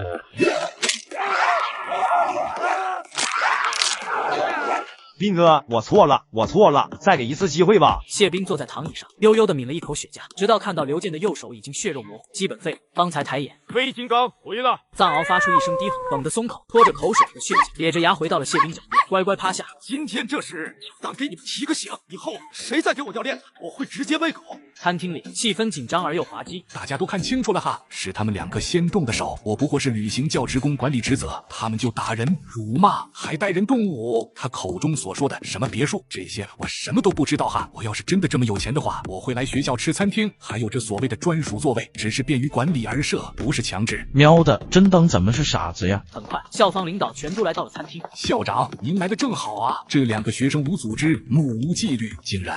你给我闭嘴！不是呀，校长，是他！啪啪啪！校长挥手又是3巴掌，众人全都傻了眼。哎呀，颠少、王公子，久仰你们的大名，你们怎么亲自来餐厅吃饭了呀？您要是想吃饭，我直接可以让餐厅给你们单独做一桌的。哎呀，你说这是弄的，真是失礼失礼！妈呀，你什么时候看见咱校长这么谦卑了？不是，什么情况？这还是咱们的校长吗？这2个人是什么身份呀？真的是大佛呀！校长，这个张院长还挺有意思的，还想拉着我们去教务处呢。校长脸上的笑容瞬间僵住，3秒后猛地回头。张启春，你给我过来，给我说清楚发生了什么。校长他们3个来餐厅吃饭，坐在了教职工专属。好了，我知道了，是你错了，现在给颠少道歉，还有王公子道歉。意识到2人身份之逆天，张院长火速开启亡羊补牢模式，直接上前不断鞠躬。颠少，王公子，我错了，颠少，我错了。行了，别装的跟个电风扇似的，晃个眼晕。颠哥，要不咱们走吧，饭都吃完了。对，去我办公室聊聊。这时又有一批穿着行政夹克的人走过来，为首的行政夹克直接顶上前，反手就掏出了自己的稽查证。1集不够看，主页置顶视频里还有3集。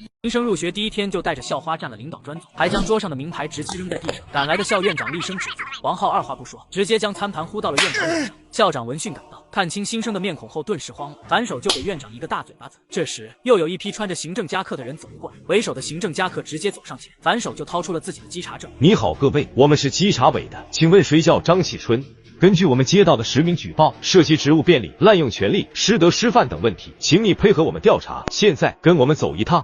不是啊，我冤枉的，我冤枉的。张院长腿直接软了，还没解释那么多，就像小鸡仔一样被架出去了。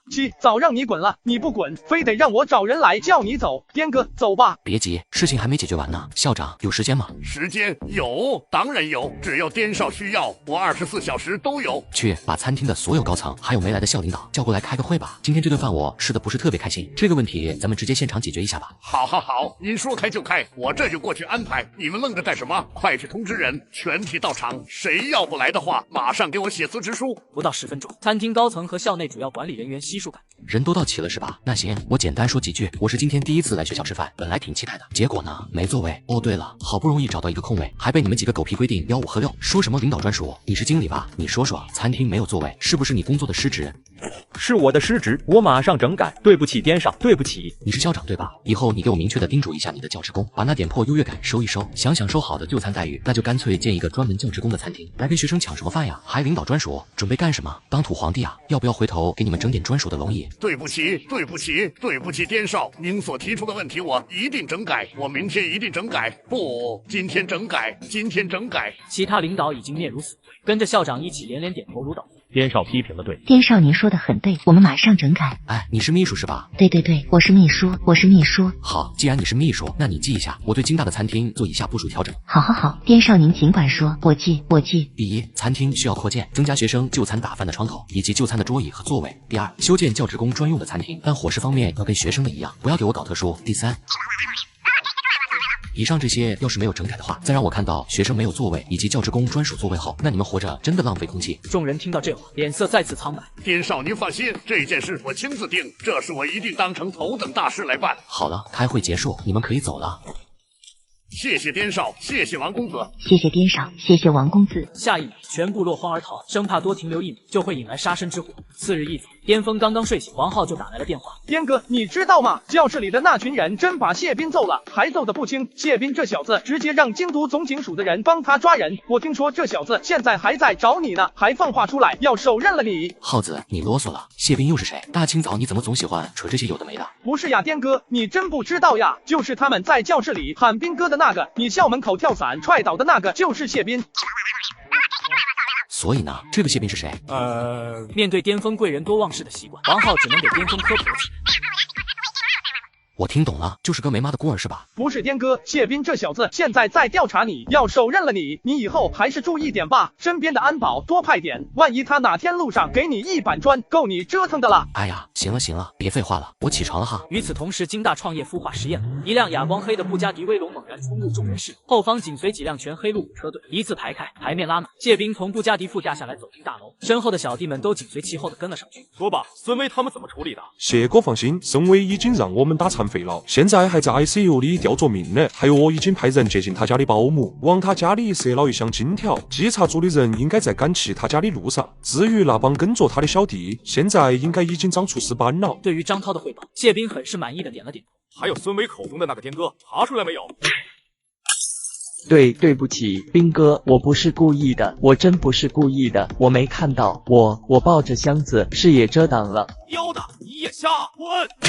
敢闯我谢哥和例外老四吧，妈的，整天在楼下研究你那破机器人，研究哈老四吧，一堆破铜烂铁，你能研究出个锤子？斌哥，别踩了，那是我的毕业设计，求你们别踩了。哟呵，毕业设计啊，整天在我楼下敲敲打打，你猜你能不能毕业？这小子导师是谁？还有通知一下孵化楼负责人，收回这小子的研究场地，整天在楼下敲敲打打，烦死老子了。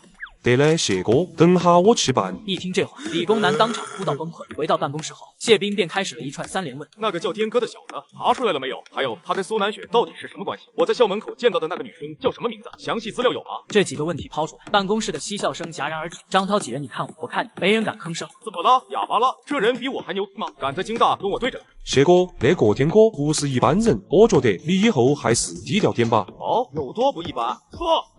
他是顾老的儿子，叫巅峰，前不久才转来京大。江州刘老三黑恶势力覆灭，以及现在整个龙国范围内开展扫黑恶，听说就是他点得到火索。什么？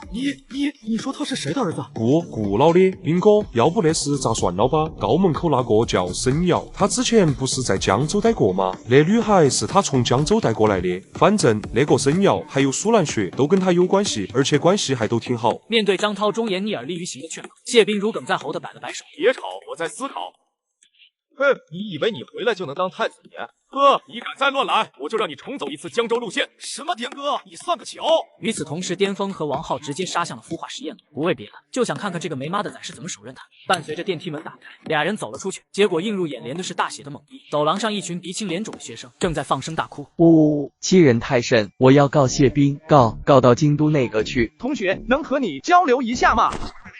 面对理工男李宇曙声泪俱下的对谢斌的控诉，王浩气得咬牙切齿。妈的，谢斌这狗东西一辈子吃不上4个菜。巅峰看着面前把手绢甩出各种花样的人形机器人，陷入到了思考。那个，你这个机器人只能丢手绢吗？能不能丢其他的东西？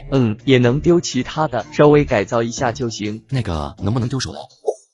不是同学，你刚才说什么？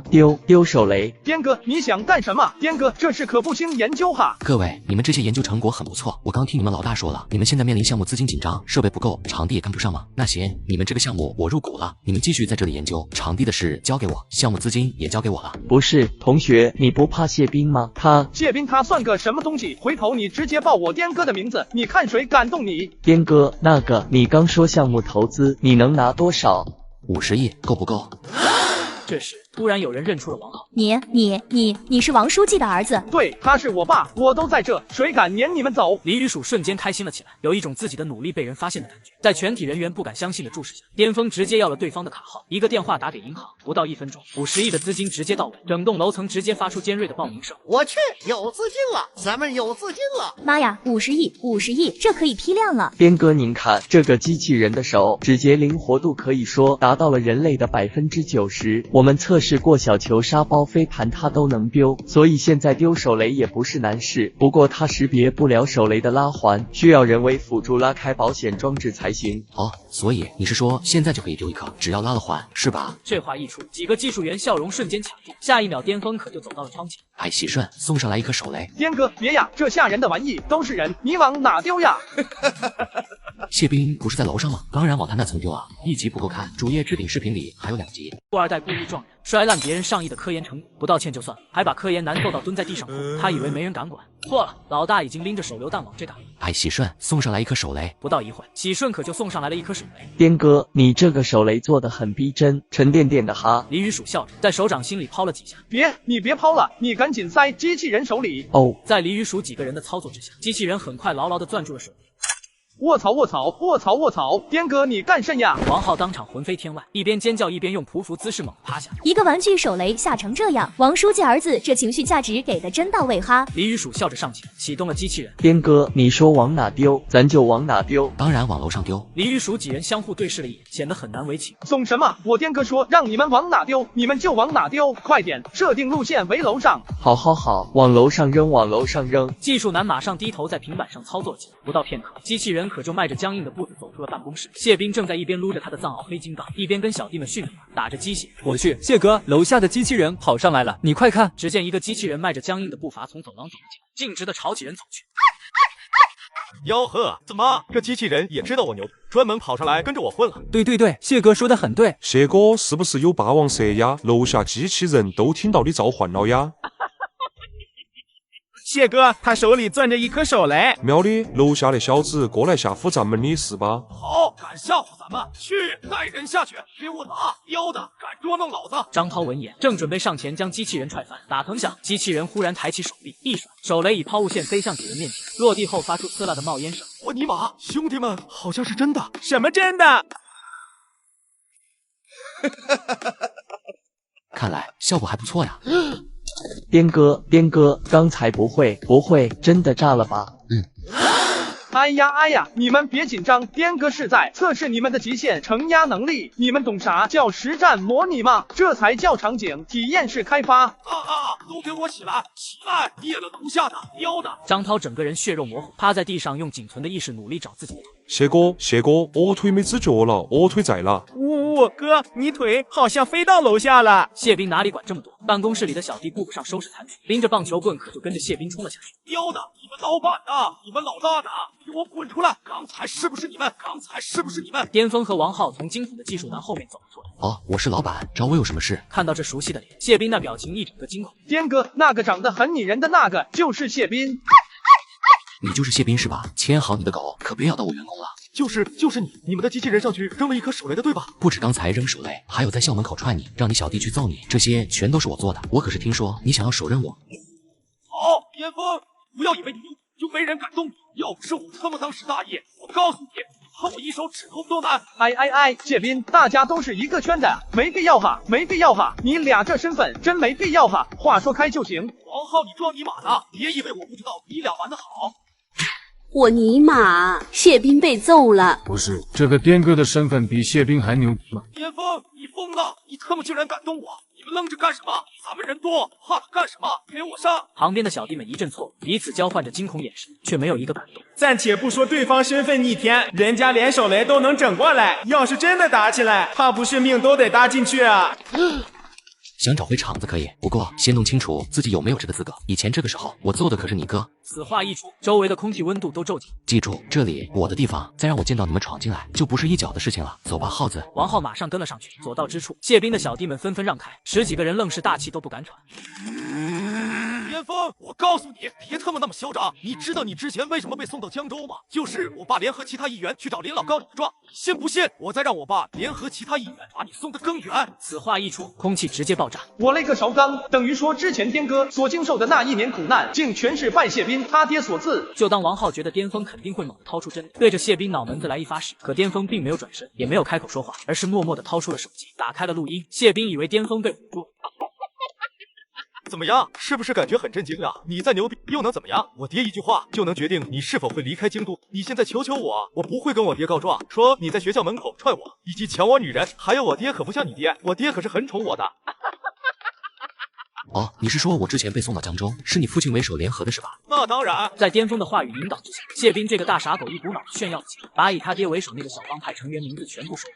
上到内阁中的一些议员，下到京都总警署的厅长，同时还透露出了他爹凯旋那个位置已久了，现在就在暗中布局，以后京都太子爷就是他谢斌。谢斌以为巅峰被他唬住，还转身朝着旁边的小弟们死撑着炫耀。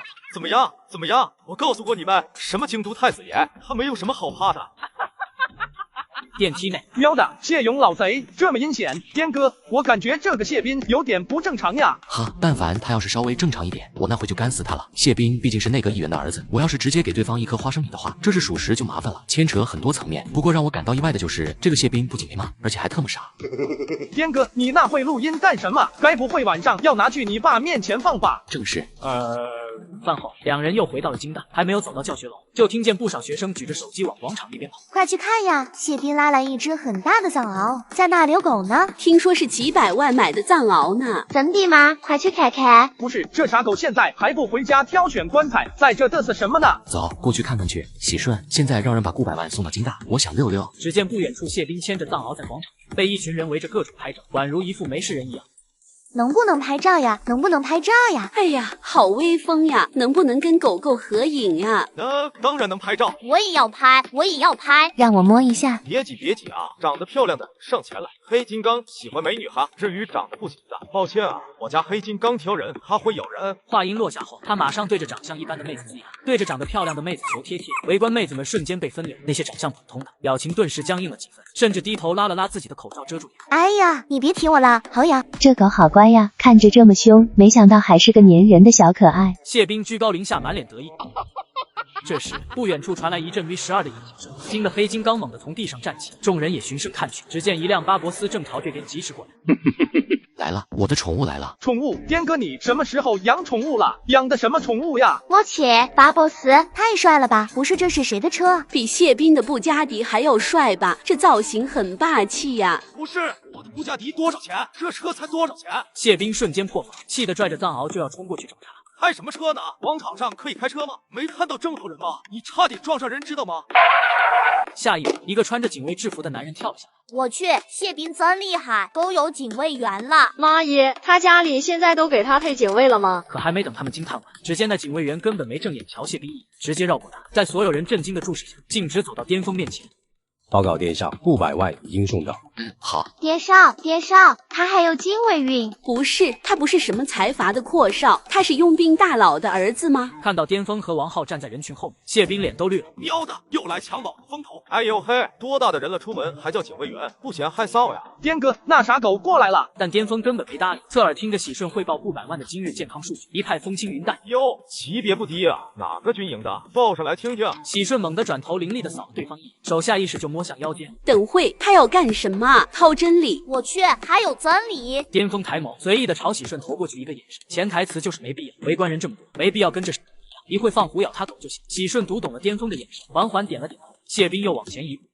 哟呵，穿的挺精神啊！刚才是不是想掏真理啊？哈哈哈！知道我是谁的儿子吗？谢勇，内阁议员，听过没？说完，目光又放在喜顺腰间的配枪上。哟呵，真有配枪呀！拿出来让我玩玩呗。想一想也行，我保证不走火。一集不够看，主页置顶视频里还有3集。大富二代600万藏獒狂炫富，扬言美女可贴贴，长得丑的别靠近。众人纷纷追捧。下一秒，一名新生直接让人送来了一只老虎，富二代被抢风头，当场指着警卫员怒骂：哟呵，穿的挺精神啊！刚才是不是想掏真理啊？哈哈哈！知道我是谁的儿子吗？谢勇，内阁议员，听过没？说完，目光又放在喜顺腰间的配枪上。哟呵，真有配枪呀！拿出来让我玩玩呗。想一想也行，我保证不走火。滚开！谢哥，给我，打死他们！此话一出，他的小弟们集体原地后跳半米，一看小弟又掉链子，谢斌又一口鲜血喷了出来。黑金刚，给我咬死他们！话音落下，黑色藏獒怒吼着窜了出来。颠哥，小心！喜顺，放虎！我去，老虎。谁家上学带只老虎呀？谢斌养藏獒，颠少养老虎，还是颠少牛好吧？牛什么呀？好你咬金呀！学生们尖叫声此起彼伏，全都跟见了鬼似的疯狂奔跑。而谢斌的小弟们见状，全都躲在了谢斌背后。我尼玛，颠哥，你别告诉我这是你养的宠物！黑金刚，你特么上呀！你之前不是跟动物园老虎、狮子也干过架吗？你上呀！果然，黑金刚不在后退，而是龇牙咧嘴的围着顾百万低吼起。顾百万，你干他呀！左边那个大狗，干死他！黑金刚狂吠一声，猛地一跃发动了攻势。顾百万没有料到这狗真敢动手，下意识一个侧身。我去，他敢干老虎？不是啊，这老虎比宫百万还废物。你的老虎算个什么东西？菜鸡一个，我的藏獒能吓坏你俩，从哪马戏团拉出来的？哈哈！起来，你要是再特么吊儿郎当，明天我就宰了你！我靠，颠哥，他听懂你说话了，他听懂了。我靠，这只老虎的眼睛怎么红了？我去，他在看谢斌的藏獒。我靠，他要发起攻击了！黑金刚，回来！可藏獒根本不听，还在不知死活的嘲讽顾百万。顾百万骤然暴起，猛地一跃。顾百万一声怒吼，那血盆大头可就朝他脖梗袭来，咔嚓，被老虎咬过的都知道，成年的老虎咬合力高达400多公斤。只是这一下，黑金刚瞬间升天。还我狗命！他们要杀了你！看着面前一堆带毛的肉，谢斌哭到一度昏厥。黑金刚不仅是他最爱的狗，也是父亲最爱的狗。下一秒，巅峰握着真理走过来，谢斌小弟们顿时吓得魂飞魄散。颠哥，不至于，有话好好说。颠哥，我谢哥有点冲动，我替他向你道歉。哦，你说你替谢斌道歉？对，我替他向你道歉，对不起。刘栓，你特么废物！你干他呀？你怕他干鸡毛了？他有枪，老子也有枪，我现在就让人把我枪送来。一个小弟赶紧上去捂住谢斌的嘴。谢哥，少说两句。那好，我们来玩个游戏。玩什么游戏？玩真心话大冒险怎么样？我问你答好不好？好的，颠哥。你干过什么坏事没有？我没有。巅峰把真理往前挺下。颠哥，别，我干过，我欺负过女孩，违背过他们的意愿，我把我前女友的现男友打成了植物人。下面玩第2个游戏，我来预言，你来答。我预言你活不过今天，你信不？刘栓，别被他吓到了。巅峰装什么？有种你开枪呀！颠哥，别，我信。刘栓，特么这么早，他们干死你！颠哥，别，我不信，我不信。你不信是吧？恭喜你，回答错误。原本站在谢斌面前的小弟直接原地起跳，蹦到了谢斌后面，而谢斌自己也被这一幕吓得尿不湿都瞬间尿湿了一大片。巅峰走到他面前，弯下腰，将黑洞洞的枪口抵在了他的脑袋上。谢斌，咱们来玩个游戏吧。巅峰，你，藏獒刚才已经被你的老虎咬死了，你现在，我跟你说，这可不是开玩笑的，我肋骨已经被你的人踹断了。你把这玩意收起来，我保证我回去不跟我爸说，咱们以后就是好兄弟。眼看巅峰没有任何反应，谢斌彻底疯了。巅峰，你特么敢动我，我爸绝对不会放过你的。你别以为你牛逼，你逃不过审判的，你爸也会被你连累，顾家也得完蛋。枪声未响，然而谢斌整个人猛地一抽，瞬间晕了过去。给你们3秒，从我眼前消失。此话一出，谢斌的小弟们连滚带爬，八手七脚的抬起谢斌还有刘栓，甚至还抱着早已成烂泥的藏獒，整成了一个大逃亡现场。颠哥，这真的是你养的宠物呀？妈呀，刚才那么凶，这会这么乖巧？你摸吧，它不咬人的。在好奇心驱使下，王浩壮着胆子伸出了手，摸了一下，连忙抽回手。我去，这皮毛好顺滑呀！看见了吧，我就说不咬人。这一幕吸引了花坛那边的众人缓步围了过来。我去，太听话了，刚才把藏獒咬死了，这会这么乖？爹少，我能摸一下吗？就一下。看着不少妹子争先恐后上前，王浩心花怒放，觉着谢斌刚才的语气吆喝。合影可以，摸也可以，但顾百万有点小癖好，他喜欢看黑丝，安全起见，你们回去换上黑丝过来跟他合影，跟他贴，保准没有问题的。话音落下，空气凝固了1秒，接着围观少女们全都一哄而散，激动地跑回宿舍换衣服去。与此同时，谢斌办公室内感受到沙发的柔软，谢斌疼的一下就睁开了眼，看得小弟们一整个懵逼。谢哥，你刚才不是？快来救我呀！我快被人打死了，黑金刚也被人咬死了，有老虎啊！你马上派人过来啊！什么？你被人打了？马上什么？马戏团的老虎？对呀，老虎！快来人击杀！派特种队员全部过来啊！救我呀！虽然谢斌在电话里哭得稀里哗啦，前言不搭后语，但谢勇宠子心切，第一时间就抓起电话打到了京都总警署。一声令下，整个京都总警署都差点炸了，京都街头瞬间警灯闪烁，警报声呼啸。这时小弟举着手机激动地走了过来。谢哥，你黑金刚被咬死的事情在京大论坛发酵了，全都在议论。议论什么？大家在议论说黑金刚是母的，而巅峰那边的老虎是公的。很多人直呼要为女性发声，要为黑金刚讨公道。爱狗社团已经发声明了，说要严惩恶虎，要给黑金刚讨个公道。好的很，去，马上给我联系爱狗社团的社长，告诉他们把这事给我闹大，每人发1根金条。在超能力的加持下，爱狗社团群里已经炸开了。